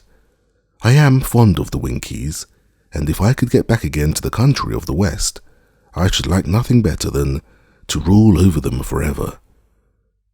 My second command to the winged monkeys, said Glinda, will be that they carry you safely to the land of the Winkies. Your brains may not be so large to look at as those of the scarecrow, but you are really brighter than he is. When you are well polished, and I'm sure you will rule the Winkies wisely and well. Then the witch looked at the big, shaggy lion and asked, when Dorothy has returned to her own home, what will become of you? Over the hill of the hammerheads, he answered, lies a grand old forest, and all the beasts that live there have made me their king. If I could only get back to this forest, I would pass my life very happily there. My third command to the winged monkeys, said Glinda, shall be to carry you to your forest. Then, having used up all the powers of the golden cap, I shall give it to the king of the monkeys, that he and his band may thereafter be free forevermore. The scarecrow and the tin woodman and the lion now thanked the good witch earnestly for her kindness, and Dorothy exclaimed, You are certainly as good as you are beautiful, but you have not yet told me how to get back to Kansas. Your silver shoes will carry you over the desert, replied Glinda. If you had known their power, you could have gone back to your Aunt Em the very first day you came to this country. But then I should not have had my wonderful brains, cried the scarecrow. I might have passed the whole life of mine in the farmer's cornfield. And I should not have had my lovely heart, said the tin woodman. I might have stood and rusted in the forest till the end of the world. And I should have lived a coward forever, declared the lion, and no beast in all the world would have had a good word to say to me. That is all true, said Dorothy, and I am glad I was of use to these good friends. But now that each of them has had what he most desired, and each is happy in having a kingdom to rule beside, I think I should like to go back to Kansas. The silver shoes, said the good witch, have wonderful powers, and one of the most curious things about them is that they can carry you to any place in the world in 3 steps, and each step will be made in the wink of an eye. All you have to do is to knock the heels together 3 times and command the shoes to carry you wherever you wish to go. If that is so, said the child joyfully, I will ask them to carry me back to Kansas at once. She threw her arms around the lion's neck and kissed him, patting him and his big head tenderly. Then she kissed the tin woodman, who was weeping in a way most dangerous to his joints. But she hugged the soft, stuffed body of the scarecrow in her arms, instead of kissing his painted face, and found she was crying herself at this sorrowful parting from her loving comrades. Glinda, the good witch, stepped down from her ruby throne to give the little girl a goodbye kiss, and Dorothy thanked her for all the kindness she had shown to her friends and herself. Dorothy now took Toto up solemnly in her arms, and having said one last goodbye, she clapped the heels of her shoes together 3 times, saying, Take me home to Aunt Em. Instantly, she was whirling through the air, so swiftly that all she could see or feel was the wind whistling past her ears. The silver shoes took but 3 steps, and then she stopped so suddenly that she rolled over upon the grass several times before she knew where she was. At length, however, she sat up and looked about her. Good gracious, she cried. For she was sitting on the broad Kansas prairie, and just before her was the new farmhouse Uncle Henry built after the cyclone had carried away the old one. Uncle Henry was milking the cows in the barnyard, and Toto had jumped out of her arms and was running toward the barn, barking joyously. Dorothy stood up and found she was in her stocking feet, for the silver shoes had fallen off in her flight through the air and were lost forever in the desert. Chapter 24. Home Again. Aunt Em had just come out of the house to water the cabbages when she looked up and saw Dorothy running towards her. "My darling child," she cried, folding the little girl in her arms and covering her face with kisses. "Where in the world did you come from?" "From the land of Oz," said Dorothy gravely. "And here is Toto too. And oh, Aunt Em, I'm so glad to be at home again." The end. This has been The Wonderful Wizard of Oz by L. Frank Baum, narrated by Sam Kusi.